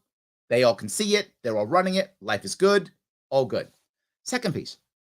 If the state has to pay out money to an individual, you have to pay out a settlement. You've got to pay out you got to pay out unemployment, whatever the case may be. If the state owes you cash to pay you a monthly settlement, whatever that agreement is, the state will pay it all up front if you want. Pay it all up front. As long as you agree to take that money that's going to pay you anyway, pay it all up front. If you agree to open up a worker co-op, you have to find at least 20 more people, at least, or more, to agree. So 20 people get together who all have some form of payout owed by the state, get together. There's your money up front. Now, why would that work? Imagine something. What happens when a company packs up and leaves New York State, which sadly happens far too often, or shuts down, and they have a bunch of employees? Now the state has to pay them all unemployment for 6 months or whatever, or a year, whatever the case may be. We'll give it to you all up front. Start a co-op. And the state will back, as the state does and as the federal government does, a loan from your local co-op for the same amount of money. So you double the money, start your co-op. Done deal. It's voluntary. You don't like co-ops? Don't do it. I'm not forcing you. You think co-ops are dumb? Don't do it. You love co-ops? You think that workers owning the means of production is the answer? There you go. Find 20 more people who agree with you. And in New York State, that should not be hard. You're not going to get a guaranteed loan supported by entrepreneurs who are local. You support local in your local area. Start your worker co-op. Life is good. If it works well, you got a thriving local business, which is what I want. Doesn't work well, it sucks, but you give it a shot. Next, the state pays no extra money, right? The state pays no extra money. If they fail, the insurance pays for that. The state will have insurance. So the insurance will pay if the business fails. Business doesn't fail, then it does well. State gets its money back. Doesn't get any money back, but the state paid only what it was going to pay, nothing else. And the bank gets money back and becomes a successful co-op. This is win-win. I would ask you, what Democrats talking about that? None. If you're a Democrat in New York who is far left, I just gave you an answer to what you want that costs us no extra money, that no one who doesn't want it has to be involved in it at all. If you like it, you can keep going. You can show everybody how awesome co-ops are. Life is good. What Democrat talks about that? They don't. Because they pander to you. They don't care. They're corporatists. If you are a Democrat, someone who cares about left values, why wouldn't you vote for me? I will talk about your issues. I won't force it on anybody, and I won't spend any extra cash on it. That's true. I won't. But I will allow you to do it. I will support you, even openly by talking about it. I don't mind if workers own the means of production. Good. I'm not anti-worker. Awesome. I just don't want to force people who don't want to deal with it. That's all. You don't want to deal with it? Don't. All good. Think about that. You can get that if you want to. Yes, absolutely. This is what you want to be thinking about. 100%. If you're on the left, you should be thinking about this. No one a Democrat will even think about this at all. They won't talk about it at all. That's for you. I hope that was good, Chelsea, because I know you probably care about that. I would assume. I don't know that, but probably. Chip says, Governor Sharpe, thank you. I appreciate that. Yes, absolutely.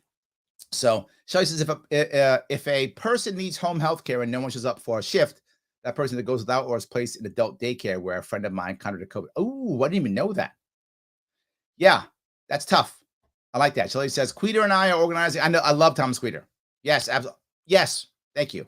Organizing a meeting with legislation regarding how everything was fast-tracked while the disabled were pushed aside. Law, service, but nature. All right, I have a plan for that too, by the way. Couple things. We'll talk about this now. The elderly. Those who are disabled.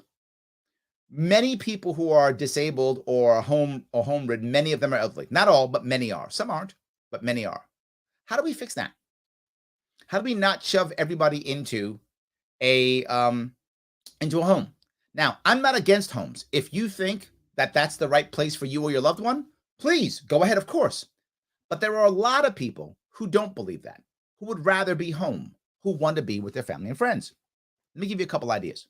Number one, imagine you are 65 years old or older, and you've owned a home in New York for at least 15 years. Doesn't matter if you still own one or not. If you've ever owned a home in New York State for 15 years, and you are now 65 years old, now at that point, your property tax goes down 5% every year until you're 85 and zero. Goes down. You might say, wow, Larry, that sounds amazing. I like that idea. That's good, right? Now, as property tax goes down, well, you have as you get older, you have more money that you can maybe stay in your home because you're not paying as much in your property tax. So as you get older, you pay less. So at 85, you pay nothing. Sounds great. I love that idea, and it's going to be helpful. Isn't it be all end all? Think about how much easier that would be. But I'm not done. You might go, Larry, that sounds good. It does sound good. But what if the person can't live on their own anymore? They've got to live with their son or their daughter or their niece or their nephew or their sister or their cousin. They can't live on their own anymore. No worries. If they own the home, even if someone else is there, they still get it. Well, if they don't own a home, they have to move into a home that their cousin or their niece's house. Great. How about we give them half? They get half of the cut. So their property tax goes down too because they're taking care of you. They're taking care of you. Theirs goes down 2.5% every year. That you're 65. Theirs keeps going down. So theirs goes down. So now they also start getting a tax break for helping you out. You might go, Larry, that sounds good. I like the idea, but wait a minute. Aren't we going to be losing money because we're losing all this tax revenue? No, because now we're not going to be paying all the money we pay when we put people into homes, which is far more expensive. So actually don't lose any money. And you, if you want to stay home, you may. Now, maybe you don't want to. Again, I'm not saying you should stay home. You should do what you feel is best for you and your loved ones, whatever that is. But why wouldn't I encourage you staying here? Why wouldn't I encourage you staying in your own home? Why wouldn't I encourage you not moving to Florida, but staying here and spending your pension here? Why wouldn't I encourage you to stay with your family and loved ones versus going into a home? Of course I would. Who's talking about that? The Republicans got that plan? No. Democrats got that plan? No. But I thought Democrats came about disabled and the homeless. And the elderly. I didn't see a plan for that. The Republicans love cutting taxes. Where's their plan? Doesn't exist. I've been talking about this plan for months. I know that people listen to me. How come they didn't come up with it? Because they don't care. They don't have to. If they come up with one plan, they must come up with more. Why don't they take my plans? Because if they do, they have to come up with more. And they don't have any. And they don't want to be attacked. Because they don't have any plans. They don't have policy people. So they can't. Tell me that's not a good plan? Of course it is. It doesn't cost the state any money. It encourages people to stay home and encourages the younger people to actually encourages the retirees to actually stay here. Think about that. Changes it all. Changes it all. This is important. This is why Democrats should be voting for me. Because I will give you an option. This is why anybody who is either is elderly or has elderly people in their home should care about me. Of course they should. But disabled. People disabled. You're not older, you're just disabled. So maybe you're not 65 or older, maybe you're 40, 30, whatever. You're disabled in some way, shape, or form. Okay. How about if we actually had a fund, a trust that we created? New York State, the New York State Social Trust. NIST? Yes, the NIST. We have the NIST, the New York State Social Trust. And that trust right now creates enough cash that we could actually do a stipend for individuals who can't work. Start that number at $18,000. Why 18,000? $1,500 a month. And because that's the poverty level, right? 18 something, it's the poverty level. So $18,000. Start with that. The trust pays for it. The trust comes from creating a trust, being backed by taxpayer dollars coming out of New York State to create the trust, to raise $900 billion in the next 3 years. It takes 3 years to do it. It takes time. We can do it. Raise that kind of money easily. On the interest and return we get from that, can pay for it. And you may go, Larry, wait a minute. We can't make a trust like that because the government will just take the money. That is a valid concern.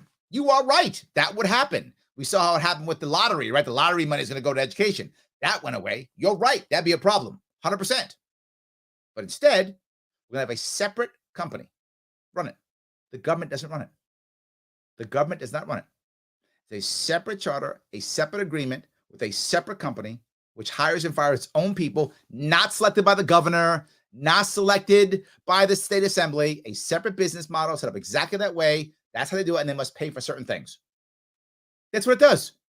So because it must pay for a certain thing in its charter, we can't just go to it and go, well, now give us money for this thing. No, it pays for these things. That's it. Larry, is there any example of that? Yeah, Norway does, and so does Singapore. They've been doing it for decades. No problems. Why can't we do it? Of course we can. But if you do that, here's the problem. You can't hand out jobs. You can't hand out money. Remember, the goal of these politicians is patronage. They have to be able to hand out money. If some company's doing it, they can't hand out the money anymore. It's not good for them. It's only good for us. That's why we don't do it. Do that, all of a sudden now you're paying for that. No more taxpayer money. Taxpayers aren't paying for this. So now, $18,000, $1,500 a month. Doesn't get rid of federal. If you still get federal monies, good for you. If you don't, you don't. I get it. But imagine you get that. And for every dollar you make, you lose 50 cents of the money coming in. So you get $1,500 every month. There it is. $1,500 every month. Yours. Not taxpayer money, but the trust. You get a job. You make $400 that month. Good for you. Awesome. You lose $200 your next month stipend. So you lose $200. But you made $400. It encouraged you to work your way off. By the time you're making $36,000 a year, no stipend. You can work your way off. But Larry, I'm disabled. $1,500, you get it. Well, maybe you could work part-time. Maybe you can. Maybe you can't. How disabled you are. Well, if you're not, no worries. You make some money, lose a little bit, you keep going, you work your way up. It's no longer a crutch. It's now a ladder. It allows you to move up. It gives you an incentive to get better and better and better. There's no benefit cliff as you find in everything else. If I work anything, then boom, I lose it. Now, here's the best part. New York State decides how we decide how much money is counted towards things like Medicaid, Medicare, things like that. New York State can decide the stipend doesn't count. So you can still keep your Medicaid, Medicare, you can still keep your benefits. You can keep your benefits, work to the best of your ability, make some money, even if you're disabled. If you want to work it all, up to you, you can, and still survive and do well in New York State and stay here and spend your money here. This is what I'm trying to achieve. I want you to stay. The biggest issue that we have in New York State is people leaving. That's the biggest issue. And I will judge the success of my governorship in the first 4 years by whether or not I stopped the bleeding of people. If I didn't, I have failed. If I did, I'm winning. Number one issue, people have to stop leaving. This keeps people spending money here, staying here. No extra taxpayer dollars ever, ever, never any extra taxpayer dollars. I support the disabled. I support the elderly. I support all these things without any more taxpayer dollars. I support worker co-ops. Should be keeping all the Democrats happy and no extra taxpayer money. Keeping Republicans happy. Republicans don't pay any extra taxes. Democrats get everybody paid for. What's the bad part? And I would ask you again, what Republicans talking about this? None. What Democrats talking about this? None. None. Why in the world would you want to do it? Let's say I'm wrong. Can't do it exactly. I'm going to do this and do that. Maybe I can't raise it all, raise a little bit. So what? Whatever I could raise, whatever I could put on it, whatever I could make better, they have nothing. I'm giving you an answer. They're giving you nothing. Democrats, why are you voting for Democrats? Why are you doing that? No reason whatsoever. None. Let me grab a couple things here if I could. Pete says, there are a lot of things Western New York probably needs more than an expensive football stadium. But maybe they do, Pete. Maybe they do. Maybe they don't. But if Western New York needs a stadium, let the people who want it finance it. And here's how you should, to be forward. I'm not against the Buffalo Bills. I like the Bills. I'm glad they're in New York State. People love the Bills. Awesome. People buy their hats and their shirts and their flags. They're everywhere. Awesome. Fund your team that you love. I buy Yankee hats. I probably have one around here somewhere if I have it here. But I buy Yankee hats, right? Because I like the Yankees. So I support my team by buying Yankee hats. I got a couple Yankee shirts too, but I hardly ever wear them. But anyway, I do buy that. So why? Because I like the Yankees. So I buy their hats. If you like the Bills, buy their hats, buy their shirts, buy their flags, buy their jerseys. Go to the game. I go to Yankee games. Well, not since COVID. Prior to COVID, I used to go to Yankee games. So you go to Yankee games, whatever. Just go do your thing. Let them do it themselves. You tell me there's not one rich guy in Western New York who can't finance this? Guy or gal. I shouldn't be sexist. Guy or guy. Gal. You tell me that none of the teams can finance themselves? Of course they can. This is the wrong answer. Absolutely. So yes. Picos, what a waste. Taxpayers get almost no benefit. Stuck with the bill. Yes, absolutely. And here's the worst part. Here's the worst part. What happens if they leave anyway? We're going to sue them? No. No. Chelsea says, no joke, our infrastructure is a mess. That's one of many important things that are getting neglected because of corruption. Yeah, let me touch that. Let me deal with that. So yes. Oh, hold on. One piece. So he says the NFL is a nonprofit. It's no longer a nonprofit. It was a nonprofit. It is no longer, Shelley. It made so much money. I'm not joking. They have changed the status. The NFL is now for profit. It was nonprofit, like within the last 10 years, I think they've switched. So that was true. They are now they're now for profit. But even if they weren't, doesn't matter. They can still have the cash. You can take a loan out, but they are now for profit. So anyway, Chelsea says, infrastructure is a mess. Yes, I can cover infrastructure and help homeless / addicts in New York City. Yes, I'm going to give you a real answer. Here is Eric Adams' answer. More cops rousting people, telling them to go home, get out of here, go run away. That's it. Forcing them into shelters they want to go into. That's his answer. Here's a better answer. Number one, as some of you know and heard many times before, why aren't we leasing naming rights to bridges and tunnels so that we can build better bridges and tunnels, keep them in a better infrastructure, as always, and raise money to help pay for the MTA? Not crazy. And get rid of tolls on bridges. Can be done. People ask me about it all the time. Bankers ask me about it. How long is the lease going to be? Well, yeah, we can do it. But more than that, some of you don't know this. If you live in this area, you do know. There is one tunnel that is way old. I forgot what they call it now. It's a tunnel that goes between New York and Jersey. And like it's one train line in between. It slows everything down. And they've been trying to build it forever. And they can't build another one. I have a very simple answer. Get a huge company to build it. I'm not joking. 3M could build it.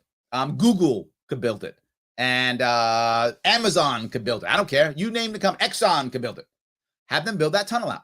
Make it at least 3 wide, right? As they should. Deep and everything. Name it after themselves.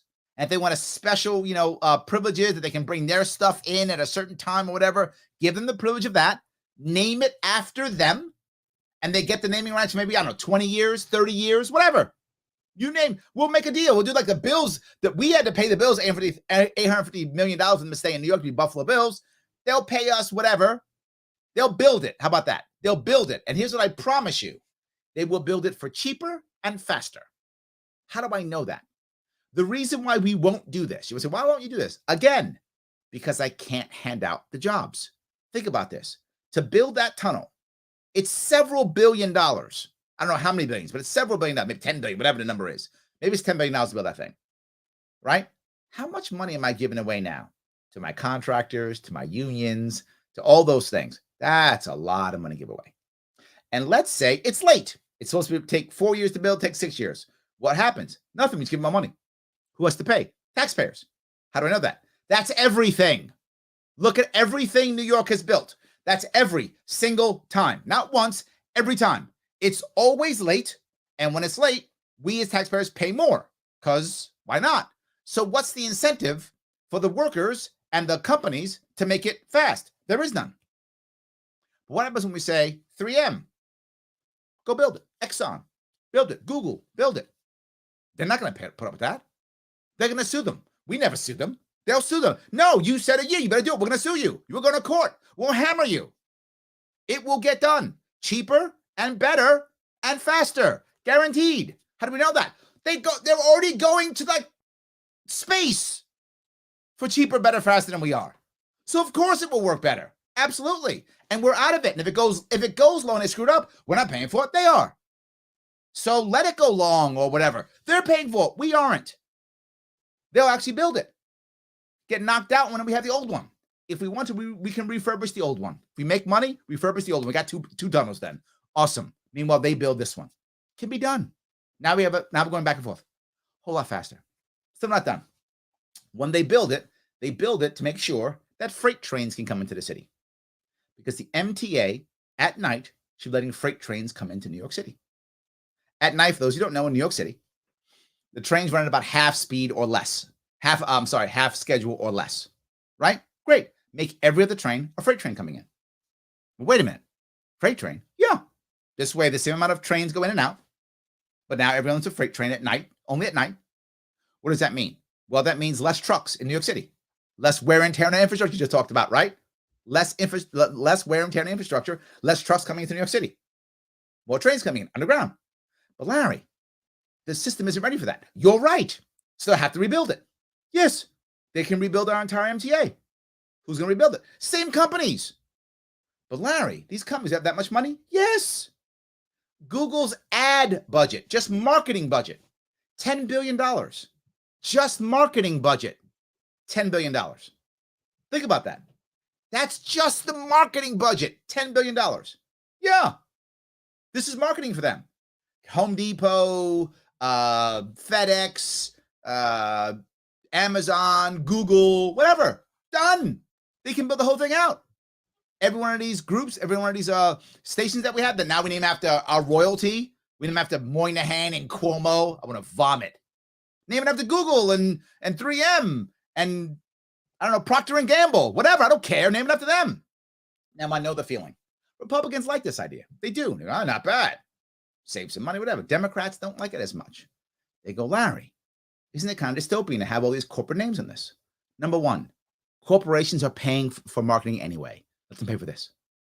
Democrats, you want big business to pay more for infrastructure. Me too. Again, we want the same outcome.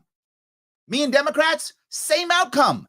Big business should pay more. You're right. And I'm going to have them pay more. They're going to pay for this voluntarily. They won't get around it. These new laws to come up with, the billionaires are going to pay more. No, they're not. They never do. That's a fantasy. That feels good, doesn't ever work. They find ways around it. They always do. How do I know that? It always happens. That's why we don't have 90% tax rates, because it doesn't work. That's why. So it's not going to work here either. But if we let them do it because they want to, they'll do it. Now I got a whole new system. And here's the best part. Better, nice, new, and cheaper. Why does cheap matter? Because the working poor and middle class use the subway system. That's why. They're using infrastructure. The wealthy don't. They don't care. When the wealthy doesn't care if the subway system sucks. They're not on it. They don't care. Let it go to hell. They're not there. They don't care. They have drivers. They don't care. They're not driving any place outside the city. They live in Manhattan. They don't care. The worst thing to do is go to an airport. It's the worst thing to do. They're fine. The wealthy will be fine. It's the poor and middle class we have to help. This plan helps. It gets them to actually do it. Let me ask you, again, Republicans, but Larry, if we do this, then we'll pay higher prices because they have to buy this thing. No, it's part of their marketing budget, and they can finance it, which means they write the debt off. Things go badly. They'll finance it anyway. Bankers love it because it's financed. Big business love it because it's marketing. Yes, it works. There's no tomorrow. This is a good idea, a good plan. We could actually do this. Instead, what do? We pay the Buffalo Bills $850 million to have a stadium versus them paying us to have a stadium. So backward. Pete says, end corporate welfare. Yes, absolutely. Let me see if I can grab a couple of these. So many, I do appreciate this. Yes.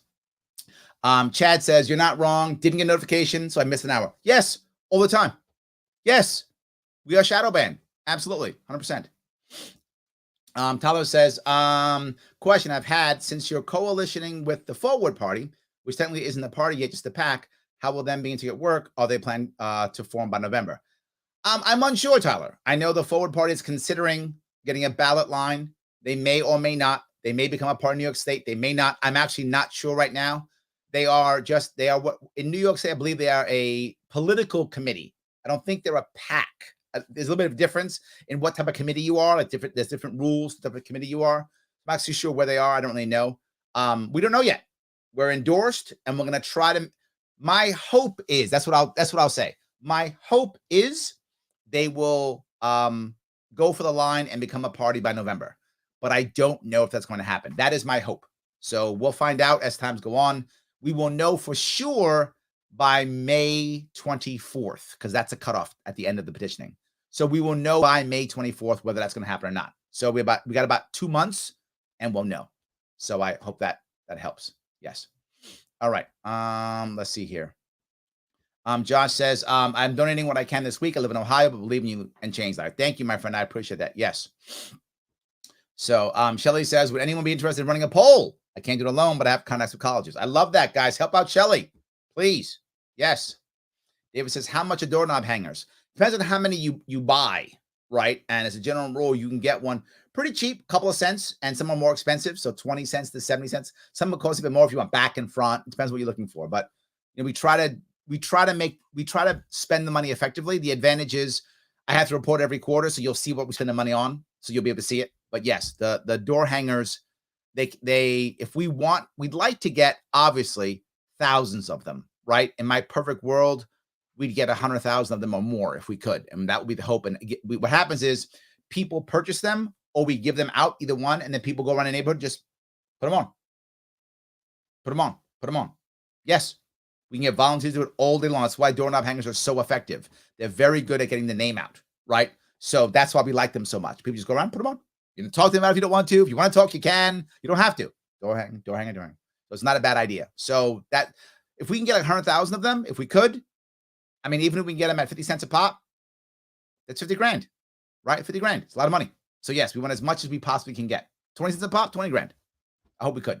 As many as we can possibly get. So Pete says bleed out. Don't bleed out. Stop that, Pete. Bleed a little bit. Bleed a little bit, but not that much. Yes. All right. Let's see here. David says, I ran into people in Iowa that say it doesn't matter. I disagree completely. We have to work on this. It does matter. Absolutely. Yes, it absolutely does matter. Yes.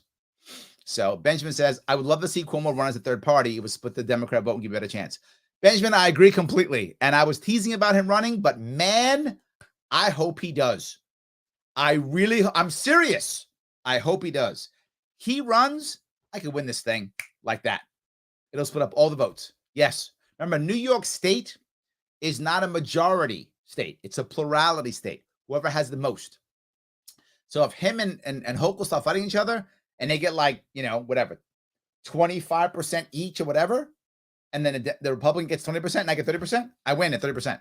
Crazy. I could win at like 29%. I could possibly win. Insane. So yes, agree 100%. I really hope that. Yes. Chelsea says Golden Paints and Chobani here in Norwich, 100% employee owned. That should be supported more. I agree. And that's my point. I agree. And I'm happy to support them. Yes, absolutely. Yes. All right. Brian says there's nothing in a truly free market capitalist society that prevents the workers from owning the means of production. It's meant to pull their money and buy some business. Yes and no, right? Because there are two parts to this, Brian. You're right in theory, but there's two things in practice. One, you and I both know it's not a truly free market, right? That's the first piece, right? So that's number one. The system is set up against that. Bankers don't want a loan.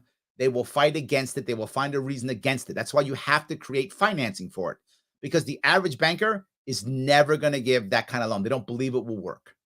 They're not doing it. This has been proven again and again and again. This is why you create a credit union whose job is literally about that, and that's in their charter. This is the reason why I first start with the credit union before I go into the rest, because banks are just not going to do it until they see value, right? To Chelsea's point, when they see that value, when they see it, now all of a sudden, they start doing it. So that's why. You're right. It's not a free market, though. And the second thing here is not just that, but people don't talk about it. They think it's crazy or nutty. They just want to get a job. They don't even imagine it, right? I'm talking about it, and more people will do it. So yes, but there has to be some structural changes. So yes. So, all right. Let's see here. Shelly says $12K per month for a nursing home is about $3K a week. Wow. It's a lot. That's a lot. Yes. I love it. All right. Shelly says the fund idea is so much better than things like SSD. I agree. It is. Absolutely. David says, I love the mess. It's very good. Yes. It's that Lincoln Tunnel. It's the Lincoln Tunnel is for cars. The vehicle, the Tom talking about is for trains. I don't remember the name of it. I don't remember that one. I don't remember that. Yeah. I'm not sure. So let me see if I can grab a couple of these if I can. Let's see here. Cuomo and Hochul celebrity death match. That's very good. Paula says, heading to the Cuomo page now. Run, Andy, run. That's very good. I like that. It's very good. That's very good. All righty. All right. Let me see if I can grab a couple more of these if I can. I would watch Andy's idiot brother on whatever network he lands to see Cuomo run. I would too. I am totally with you. 100%. Yes.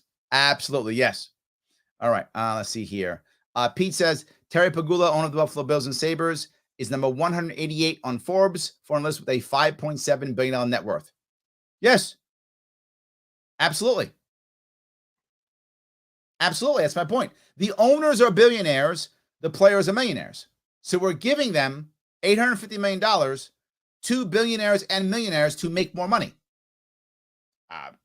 I don't get it.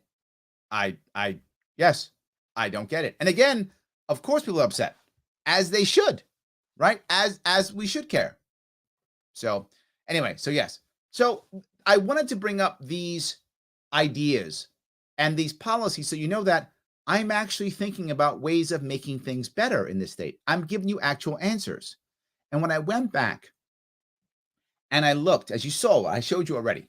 I showed you what the Democrats are doing, what the Republicans are doing. And what are they doing for you? Nothing. Nothing. The Democrats will talk nice, and I'll give them that. Well, not now, but they have in the past.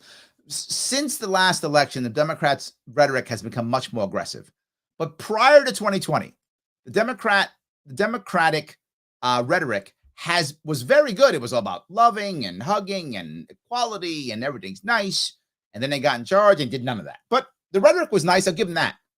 So people like the nice rhetoric. And when Democrats get in trouble, they fall back to nice rhetoric.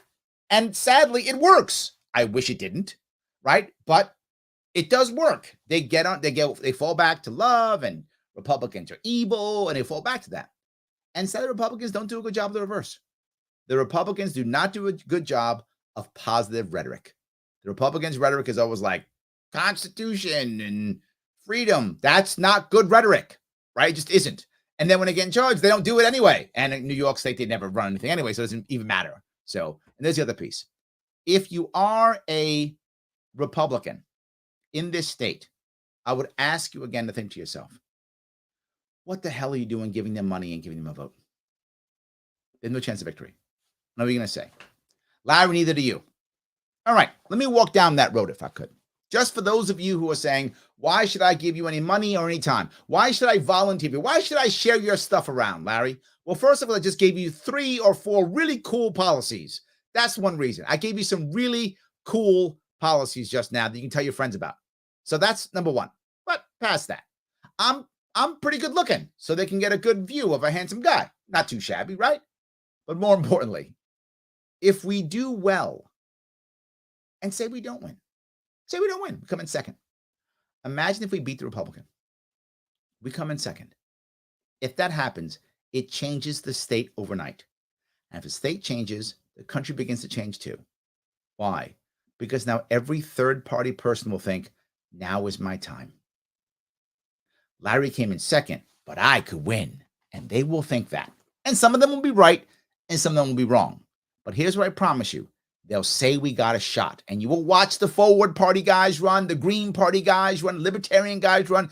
You will watch them all run if I just come in second. If you care about having a third party exist, if you care about stopping with this left-right violent paradigm that we're coming up with, if you care, this matters. This race matters, even if I come in second. If I come in second in New York State, people who are in purple states will be like, whoa, I got a shot at this. You will watch Green Party people run, Libertarians run, Forward people run, Constitution Party people run. You will watch them run all over the place. You will watch them do it because they'll think they could do it because of what we did. More importantly, all of you who've been part of this campaign, you will now be super valuable because you were here for the third-party wars of 2022, and they will want to have you. How do I know that? Because in 2018, I ran the largest third-party campaign in 2018. So everybody outside of Libertarian Party didn't care about me, but everyone else did, and they all called me. They reached out to me. How do you think I get to talk to the Yangs of the world and all the other people who were thinking about running third party? A bunch of people running third party all reached out to me. They were like, well, we're thinking third party. Let's talk to Larry Sharpe. Yeah, because they saw what I did in 2018. And now I'm going to still talk to me now in 2022. You're part of this, and we come in second. They're talking to you. So volunteer. Become part of this campaign. Become part of it. It does matter. Hit that LarrySharpe.com/volunteer. Give me what you can give me. Petitioning, policy, social media. What can you do? How much time can you give? Give some. It does matter. Be part of this. Yeah, I was part of that when Larry came in second. When Larry beat the Republican. Oh my God. When he almost beat Kathy Hochul. If I lose. What if I win? Larry, can you win? Here's how I win. Is there a path to victory? There is.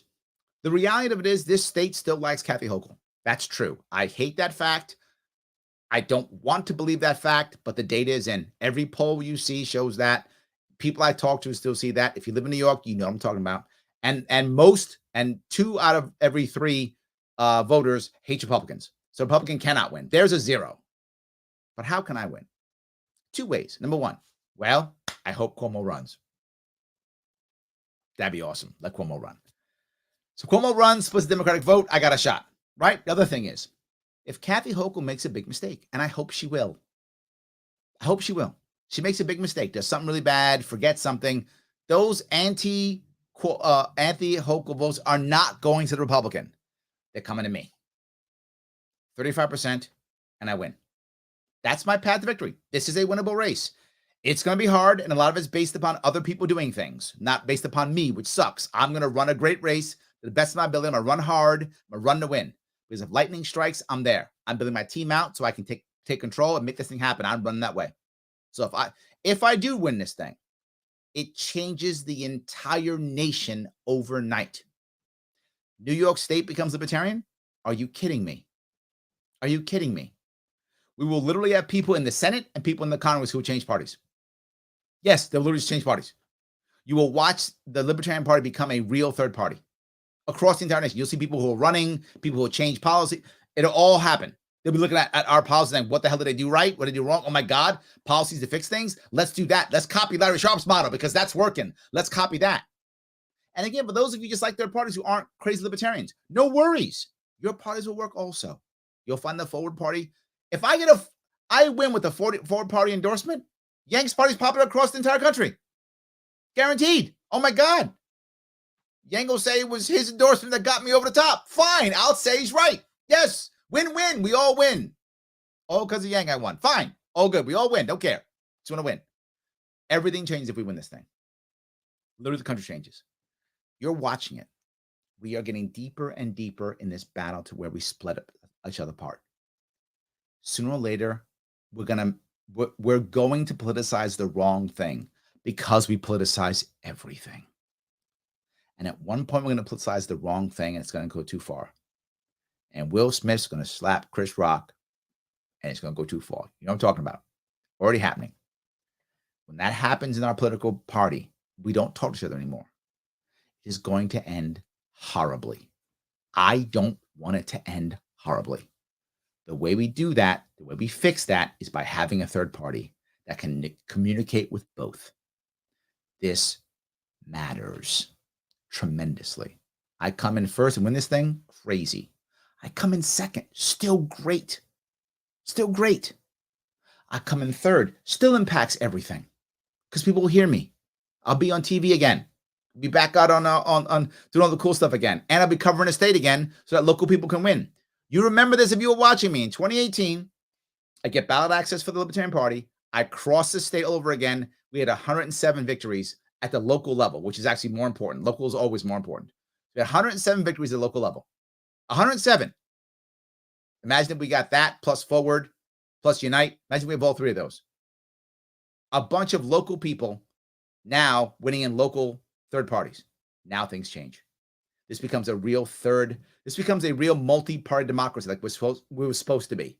It becomes that. And New York State, the least free state in the nation, becomes that. Yes. Because here is why it matters more than anything. The thing that all of us who are on the minor party status agree upon, there's got to be reform to allow it to happen. And that's what I call, the other policy I'll bring up now, is the program. BROGRAM, the program. BRO. B is for ballot access. It's got to be easier for you to get on the ballot. And most people don't understand this. You'll hear them go, well, if you would have more people to vote for, then I would vote for you. Well, first off, that's a lie. They wouldn't. But the point is, we can't see you anyway. They can't see us anyway because we can't get on the ballot. Look at what I have to do. I'm sitting there nudging you to go to volunteer so I can get petitions just so I can get in the ballot. They stop us from being on the ballot. And again, if you are a Democrat or Republican, your party, either party, because they both do the same thing, will take your donated money and pay people to help throw me off the ballot and everybody else who wants to third party. That's a thing. They do it all the time. They want to throw people off the ballot. That's the current system. There needs to be easier access to the ballot. What's the harm in me or anybody else, Howie Hawkins, Andrew Yang, whoever, being on the ballot? What's the harm? If you don't like me, you don't vote for me. It's fine. You vote for the other guy. No harm. What if you want to vote for me? You can't. The state just took away your First Amendment rights. Just took them away. Because doesn't care. There is clearly harm in not having me on the ballot. I've proven people want to vote for me already.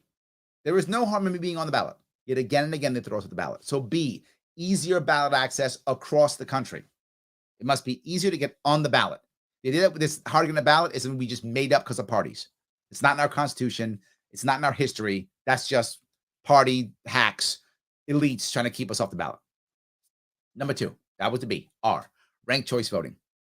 We need to have ranked choice voting. For those who don't know what that means is you literally rank the people in what order you want them on or not. So if you got me, Kathy Hochul, and Lee Zeldin, if you're a Republican or you're right-leaning, you hate Kathy Hochul, great. You vote for me, then Lee Zeldin. If I don't win, you vote for Lee Zeldin, life is good. Doesn't matter. If you're more Democrat, you hate Republicans, awesome. Vote for me, you vote for Kathy Hochul, Lee Zeldin's get your vote, 1 and 2. If I don't win, she gets your vote. Done. It provides you the ability to vote for who you want with a safety net. How is that a bad thing? You get to vote for who you want with a safety net. Here's the most important thing. With ranked choice voting, if I don't win, you still get to see the number of people who voted for me. Think about that. Say if we had ranked choice voting now, we don't. But if we did, and I get 30% of the vote, and then I get removed and the votes go to whoever, what happens? The Democrat or Republican still wins. Democrat still wins. Democrat still wins. But people then know, wow, 30% voted for Larry Sharpe. Maybe we should pay attention to that guy. But for the future, there'll be a bunch of individual specialized parties. Some of you may remember Mr. McMillan. He had the party, the rent is too damn high party, right? And I go, that's kind of dumb, Larry. No. That's important. He should be able to get on the ballot too. If you don't care about Jimmy McMillan, you don't vote for him. But what if a bunch of people vote for him? What does that tell anyone who's elected? That the people care about the rent being too damn high. So whoever gets elected needs to work on the rent. That's a problem for them, right? Well, if there's a We Love Guns party, right? You vote, oh, wow, everyone's voting for that. Maybe we care about guns. Or they're not. Maybe we don't care about guns. Whatever, right? So now by having those specialized parties, you send a message to people who win. Ranked choice voting is critical, should happen. It's already being done locally in New York City for the Democratic primary. Why? So only Democrats can get it. I'm not joking. They know it's right, so they pick it for themselves. But no one else gets it. That's how that works. That's ranked choice voting. Only primaries in New York City. So Democrats get it, no one else does. Yes, we all should have it. Last, is open primaries. A lot of people are against open primaries. I know. I hear but those three together change the dynamic of everything. And with gerrymandering, if gerrymandering goes away, I might change my mind. But gerrymandering is here. So you should be able to vote in one primary that affects you locally, depending upon where you are. Say you're a Republican, but you live in a Democrat district you know is going to go Democrat. You should probably vote in the Democratic primary because sadly, with with our current system, the Democrat's going to win. So you should have some say in who's going to be your representative. So you vote in the primary that works most for you, right? But maybe statewide, you want to be Republicans. You want to go to the Republican, whatever, and be a Republican and statewide because you like that. But you realize locally, it's not going to work. So you should have to vote in one primary that you care. Whatever that primary is, you decide. I think it's the best answer. It means that gerrymandering is no longer as effective as it used to be, which is great. And ranked choice voting means that now you have a vote for who you want to, plus you have a safety net. And lastly, with the easier ballot access, more choice on the ballot and a more voice on the ballot. This is what we all should be talking about. It's what I'm talking about. It's what actually matters. If you think I'm right, volunteer. If you want this to happen, donate. Give what you can give and give it now. Now, end of the quarter. Give it now. It does matter. Do it now. It does matter right now. Larry, I can only give you $10. Give me $10 then. It's good. That's door hangers. That's Facebook ads. Yes. Larry, I have tons of money. I am super wealthy. Awesome. You give me $44,000. That's the maximum because you're super wealthy, got tons of money. Love it. Give me the maximum. Love it. Do that. Can't do that? Whatever you can do between $10 and 44,000, whatever number you can swing in between, do that. If you can do a monthly until November, please do that. It is nothing but helpful. You see where it goes. You see what I'm doing. You see where I am. You've watched me for at least 4 years. Some of you for 6. You know what I'm doing. You see what I'm trying to achieve. Please donate now. It does matter. You see what I'm doing. Even if I come in third, I have impact. I come in second, I have super impact. I come in first and win this thing, the entire nation changes. No other race can say that. Mine can.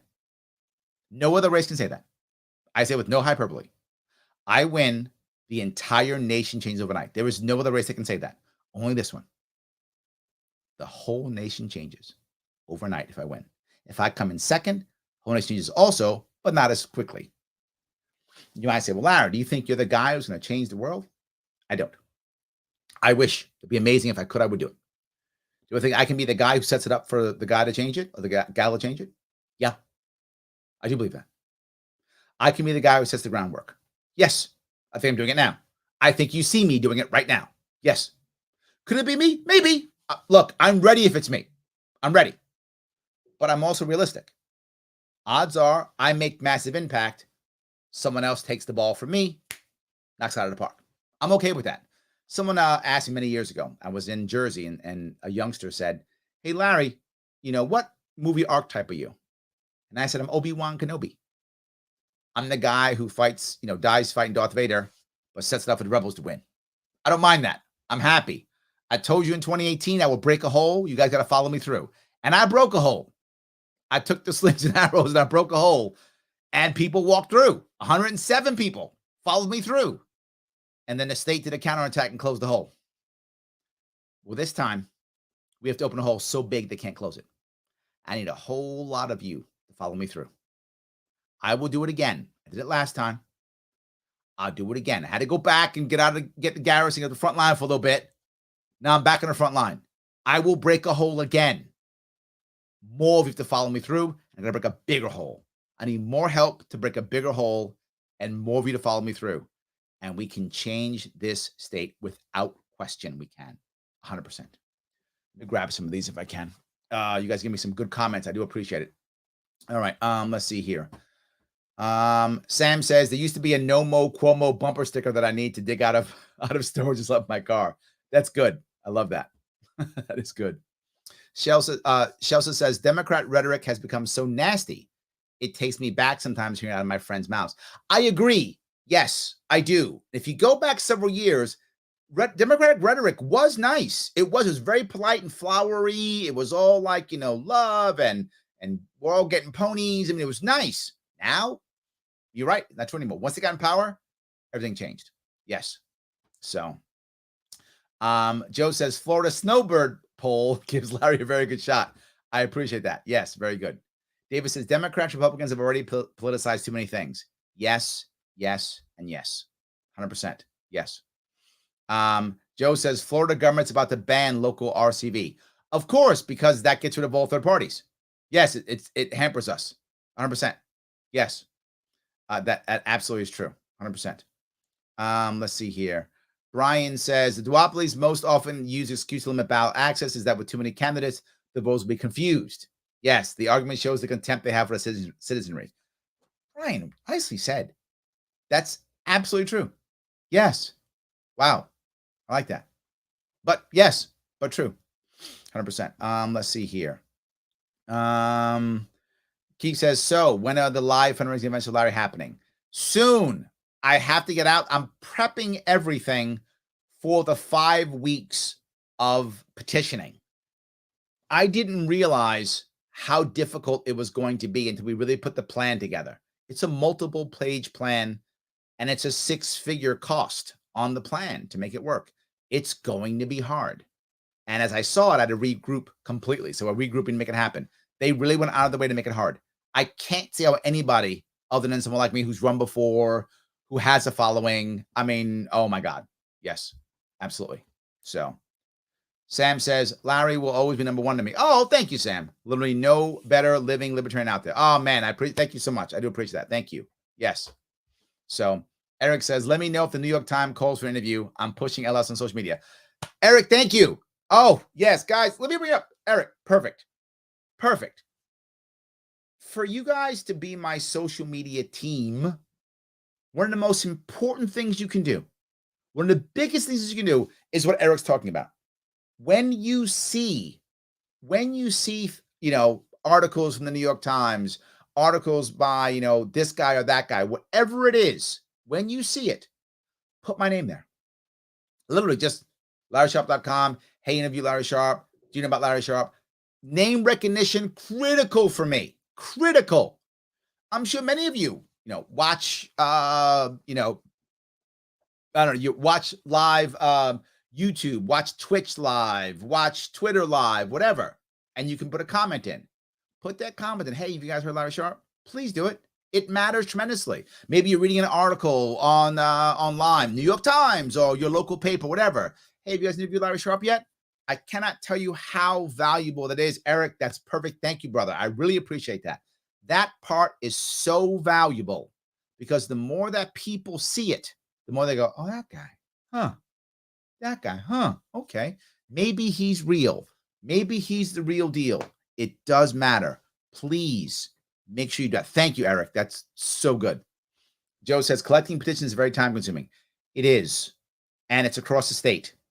And it's 70,000 of them. It will be very time consuming and very challenging. We hope we'll get it done. We have a lot of people committing to, making it happen. We have about, I think, 20,000 now, people who committed to. So we need 20,000 signatures committed, not people. That'd be awesome, 20,000 people. But several hundred people who committed to 20,000 signatures already, and we're still going. So we do need to, as much as possible. It does matter. So Jameer says, donate to Larry. He's right. Listen to Donaire. He's Jameer he's perfect. Yes, absolutely. Yes, 100%. Yes. Joe says, let's see. Hold on. I hope the LP's on board. I don't know. I hope they are too. I just keep going, Joe. If they're on board, awesome. If they're not, awesome too. I just keep going. Absolutely. Paula says, to say the obvious, one appearance on a primetime cable news show and you would become a national candidate even running for governor of New York. Paula, oh my God. Yes. If any of you really want to help out when it comes to that PR, we could use PR help too. So you know what? Because you said that, thank you, Paula, for that. That's amazing. You've just triggered something else in me. Head over to that volunteer piece. And if you have any contacts at any of the big shows, someone you used to know, friend, family member, hit LarrySharpe.com/volunteer, offer to volunteer, and then say, I know someone at, I don't care what cable news show it is. Doesn't matter. I will go on any of them. I don't care. You name it. Yes, I will go on. But Larry, if that guy or that gal is crazy, awesome. I guess they'll be crazy listening to me. I will go on any of them. I need to get out as much as possible. Paul, you were correct. If you know, say you watch, do you watch MSNBC or CNN or Fox or whatever you watch? I have to, so I do. If you watch any of them, Bill Maher, John Oliver, I don't care. Whatever you watch, whatever's the thing you watch, if they have comments, comment, hey, what about this? Tweet it. Hey, have you guys thought about Larry Sharpe? Tweet it at him. Absolutely. It does matter. Do it today, like right now. You read the New York Times today. Have you guys interviewed Larry Sharpe yet? Do what Eric said, right? Paula, same thing. You watch Tucker Carlson or Rachel Maddow, whoever you watch. Hey, Rachel, have you interviewed Larry Sharpe? Hey, Tucker, interview Larry Sharpe. Whatever. All of them. Yes. It's good. It will help. Whatever it is. Paula, thank you for that. You are exactly correct. It does matter. Imagine if I get mentioned or on those, because then more will happen. Once one happens, the rest happen, right? Once one goes on, the rest go on. If you look at it, Democrats, MSNBC, CNN, they have Democrats on all the time. Fox News, all the time. They put their people on. Republicans, Democrats, on all the time. We don't have the same thing. Libertarians, Forward Party doesn't have it. All we have is podcasts, which is great. I'm glad we have podcasts, but that's all we have. We don't have any mainstream media. The problem is, if you still watch mainstream media, you vote. It's true. People who watch mainstream media, they vote. So we need them. We can't win without them. So yes, Paula, thank you. You are so correct. Please do that. And you might go, well, I did it yesterday. Do it again. Do it every 2-3 days. Don't stop. Every week. Put in your calendar. Monday is Bug People for Larry Sharpe morning. And Monday morning, Bug People for Larry Sharpe. Tuesday afternoon, you pick the time. But every week, at least once per week, should be some Bug People about Larry Sharpe time if you want to volunteer. Great idea. Just do it. Bug people. Have you interviewed Larry Sharpe yet? Larry Sharpe yet? Larry Sharpe yet? Do it once a week on whatever time works best for your schedule. That would be amazing. I love that idea. Yes. So, all right here. Let's see here. There we go. Shelly says it. Everyone ask every media you watch those, Larry. Thank you, Shelly. Yes, absolutely. Just as I mentioned your name on Bill Martha. Yes, guys, if you want to mention my name on Bill Martha, that's awesome. I'm pretty sure Andrew Yang's going to be on it tonight. So please feel free. Mention. Bug them. Talk about it. Yes, absolutely. 100%. Please do that. Yes.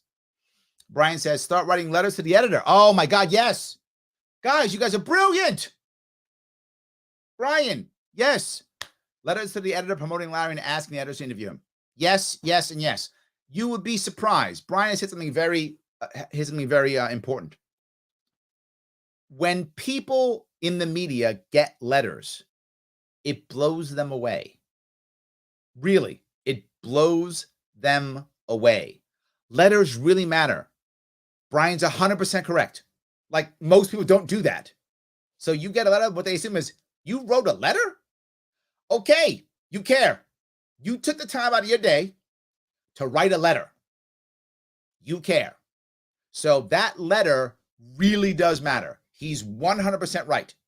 Thank you, Brian, for that. Oh my God, thank you so much. You write a letter, they go, this guy wrote a letter. This woman, she wrote a letter? Okay, she cares about Larry Sharpe. And something else. Marketers know that one letter represents X number of people depending upon what media it is, right? What media is getting it. They know that one letter represents a lot. So yes, it matters. Shelley goes on to asking why they aren't covering Larry. There we go. But we know why. And this goes back to the money part. Thank you for this, Shelley. You guys, again, I love it. The reason why they don't cover me is because we're not buying enough ads. It's pay to play. That's how it works. It sounds horrible, but it is pay to play, right? If you pay for ads, they cover you. If you don't, they don't cover you. So yes, but these letters matter because that means you're a viewer. You watch, you pay attention. And that's more powerful. So you're totally correct. So Shelly, thank you. Brian, thank you. Yes, I appreciate it 100%. Chino says, don't forget to smash that like button, share and subscribe. Yes, absolutely. But you're like an adult and vote for one Larry Sharpe. Thank you, Chino. I appreciate that. Yes, 100%. Please do that. Yes. And then Joe continues. Newsletters love letters to the editor. Yes. Shelly says, ask Robbie Sawyer from the Hill to interview Larry. The reason people and I don't get along at all. We don't get along at all. So you can if you want to, but we don't get along at all.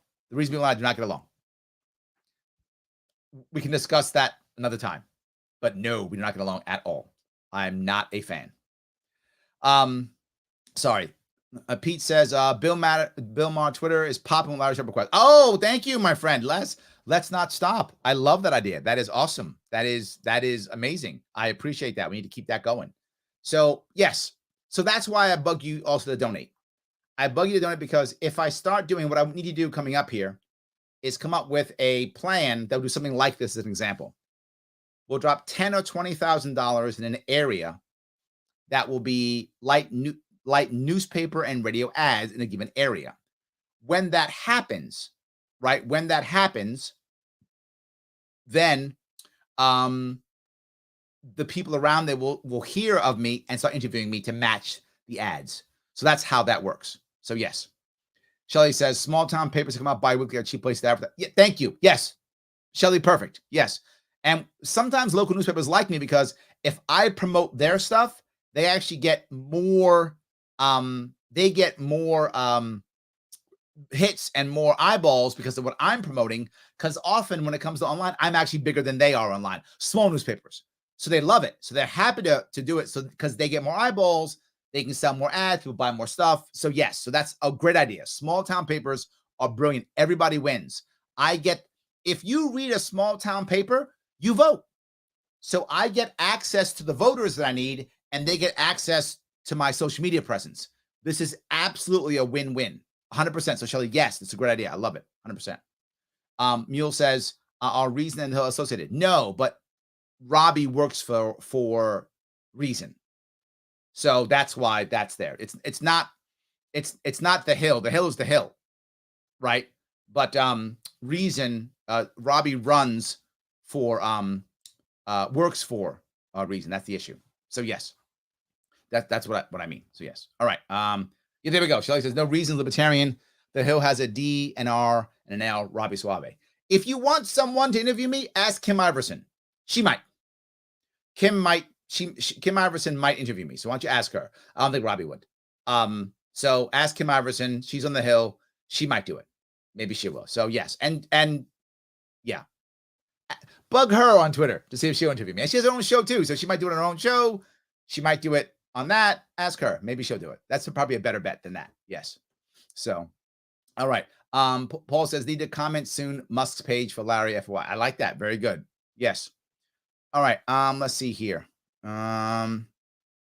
Julie says, had to go back to work from retirement so I could give some more today. Julie, I'm sorry to hear that, right? Not that I'm unhappy that you're working. A lot of people want to work, but I hate that you wrote in caps, had to go back to work. That sucks. That sucks, right? I don't want you to work because you have to. I want you to work because you want to, right? You've retired. You should be able to enjoy your golden years, not have to work. And that sucks. And I wish if I could win, I could make your time in New York State. Hopefully, if you live in New York State, you happier. And if you don't live in New York State, you can maybe move here if you want to.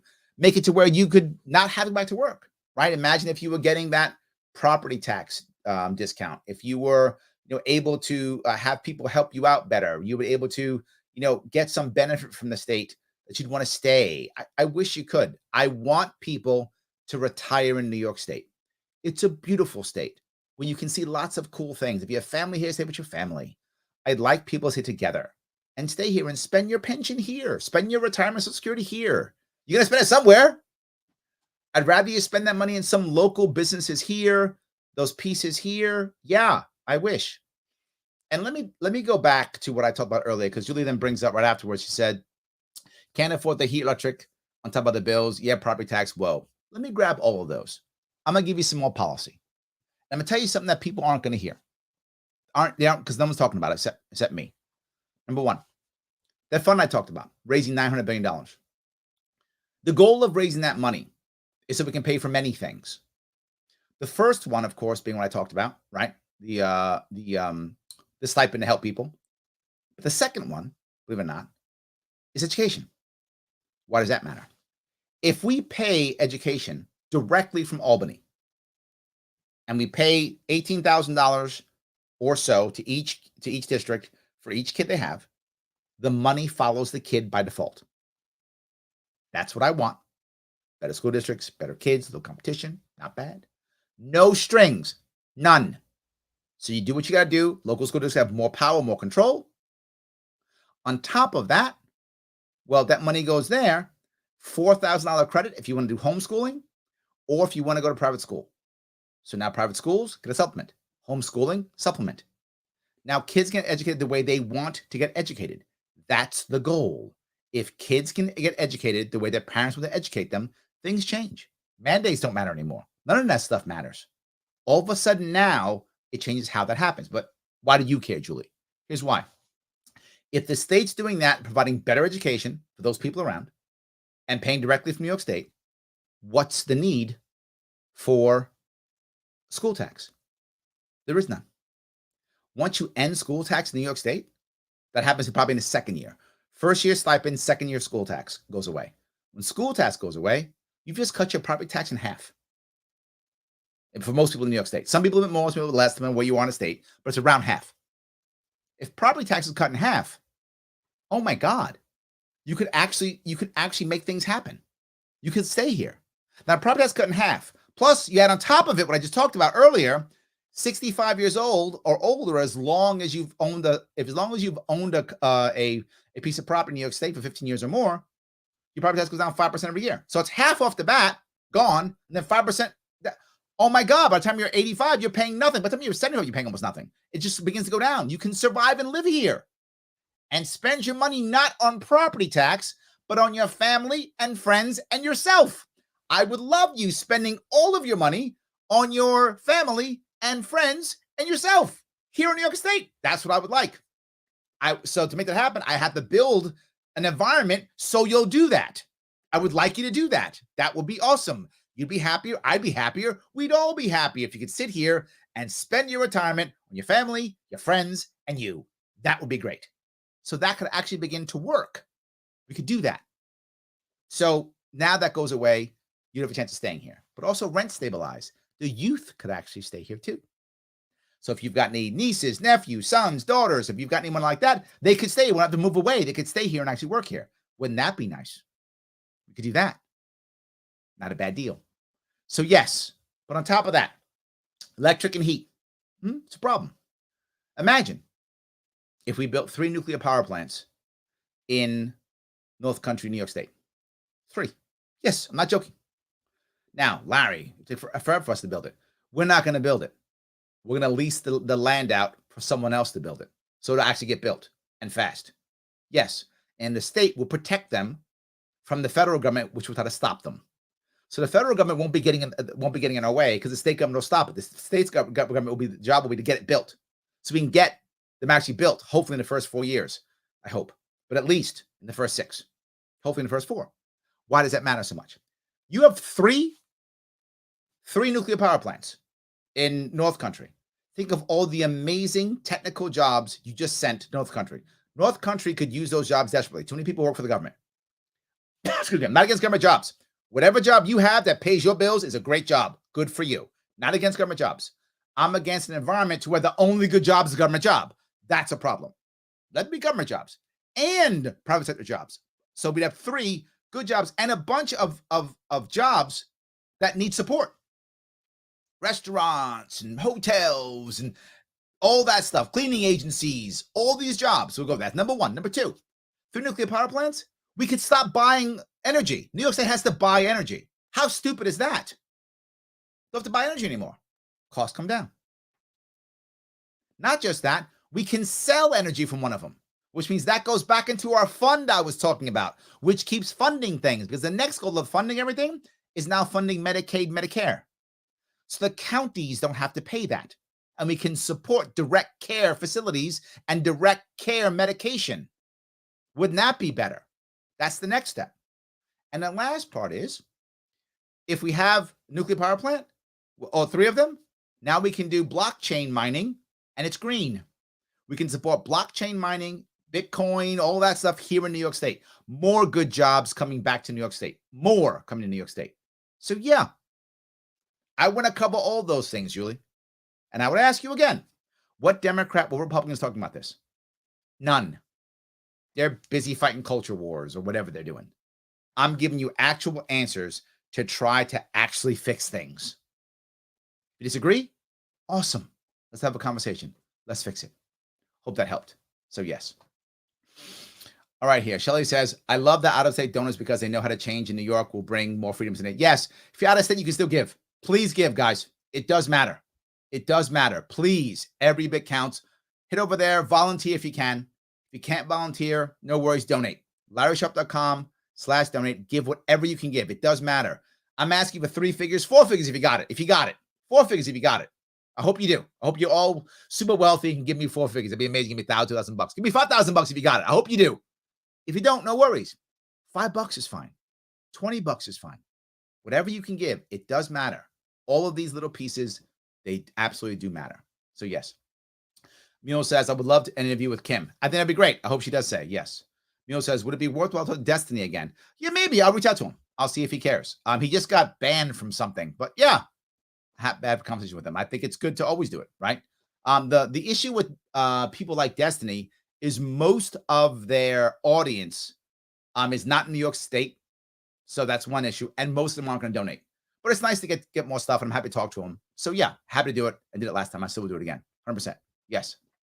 So Shelly says, before I went back to renting, I was in my own house for over $100 a week. And that's why you heard me say this, Shelly, because I know a lot of people, when they get older, they go to renting, right? So the point is, if you've ever owned a house for 15 years, ever, you don't have to have it now. Your property tax will go down. And if you have to move in with a family member, then their property tax goes down by half of the amount, but keeps going down too. So 5%, 2.5%. They get 2.5% on the way down. So they also get it. This should help them to have a little extra cash to help support you. I would like families who want to stay together to stay together. Some people want to go off into a nursing home. Do whatever's right for you and your family. I don't decide what you should do. I try to make it to where you can make the right decision for you and your family. That's the issue. So yes. All right. Let's see here. Paula says, in the past 27 years, I paid about $100,000 in property taxes. Wow. The school system in my city sucked. Yep. I could have used that money to tutor at-risk kids and would have been better spent. Yes, yes, and yes. 100%. Yes. 100%. Yes. Eric says, your biggest challenge to win the public over on nuclear energy will be disposal. Obviously, yes. But if you go to Gen 4 nuclear power plants, they actually use spent fuel rods for fuel. I'm not joking. That's what they use. So yeah, that's the one piece. And so you can take this fuel rods. I think they're in Kentucky or Tennessee, one of those. I forgot which state. Bring them up, use them as fuel, and then whatever else is left, bring it right back. So that can be taken. So yes. He goes on, deep geological disposal is why they agreed to be the best solution for final disposal of the most radioactive waste produced. I'd buy that too. Yeah. But again, we're not gonna get the thing up and running in a day, right? It's gonna be several years before it is built, whatever that is. Over the course of that time, we could easily find a way of doing it, right? Whatever the case may be. Well, look, if we're gonna be making money like that, dig a hole in New York if you want to. It's fine. Dig a hole in New York, put it under a mountain or something. Whatever, we can find an answer. But I'm with you. I think it is a challenge. People are afraid. At the same time, it's the right answer. It is a green alternative, right? And something else. Now, if I want to, support Google roads, we have the energy to do so, right? If those of you don't know, Google roads are roads that can have electric cars run on them if they want to. And they're actually electric. They have the electric grid on them, which actually is warm during the winter, so the snow melts. So they can have Google roads. So why do I want a Google road? Because part of the way you pay for roads and to keep the roads good in New York State is you allow for Google to have a road next to the main road, right? So there's a Google road and then the main highway. Google's rent for the Google road is highway maintenance. So they pay for the maintenance of the regular road to retain the Google road. What does that mean? You now have two choices. Two choices. You can drive your car on your own road, on the road, or use a Google road if you want to, right? If they'll charge whatever they want, but their road is going to be for, if it's a Google road or a Home Depot road or an Amazon road, it's going to be for their freight and stuff going back and forth. That's what they're going to use it for. Whatever their trucking is, they'll be using it for that. That's fine. If they allow you to use it, awesome. If not, who cares? You've got your own road. You've already got the interstate, whatever that is. So you'll find that that's our way of building that. So that's the reason why I do want the nuclear energy, because it also allows for us to fix our infrastructure, right? Why are we paying tolls all over New York State? We should not be paying tolls, right? We want big business to pay for infrastructure. I'm giving you multiple ways of making that happen. Absolutely. Yes, multiple ways of making that happen. We absolutely can do it. So guys, I want to tell you, please like, comment, share. It absolutely does matter. It's critically important. If you can volunteer, I'm telling you, we need you. Petitioning is coming up here. It's going to be a bear. It's going to be really hard. I need you to be here if you can to volunteer. Not just that. Policy. You heard me talk about policy? I don't have the white papers for these things yet. I need them. People are going to say, well, how do you know it's going to do that? How do you know it's going to work? I got to have a white paper that shows, yes, look, here's my numbers. Can you do research? Do you want to write a white paper? Do you want your name on something? Be part of a policy team? Volunteer. Volunteer. Check policy.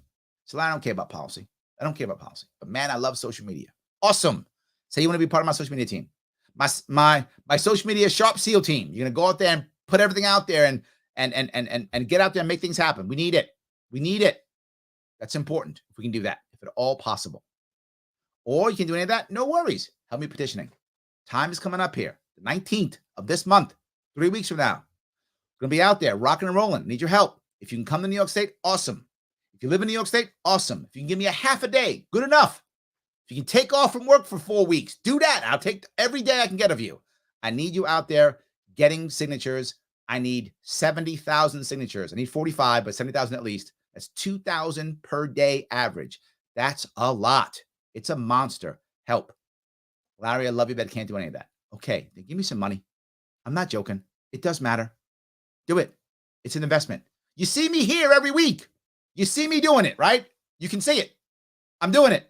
I'm here. I'm helping others. I'm building out a policy library. I'm giving you ideas people are going to be using in the future. You're going to see these ideas in the future being used as we begin to collapse. I'm the only person giving you answers. I'm the only one trying to cross the aisle.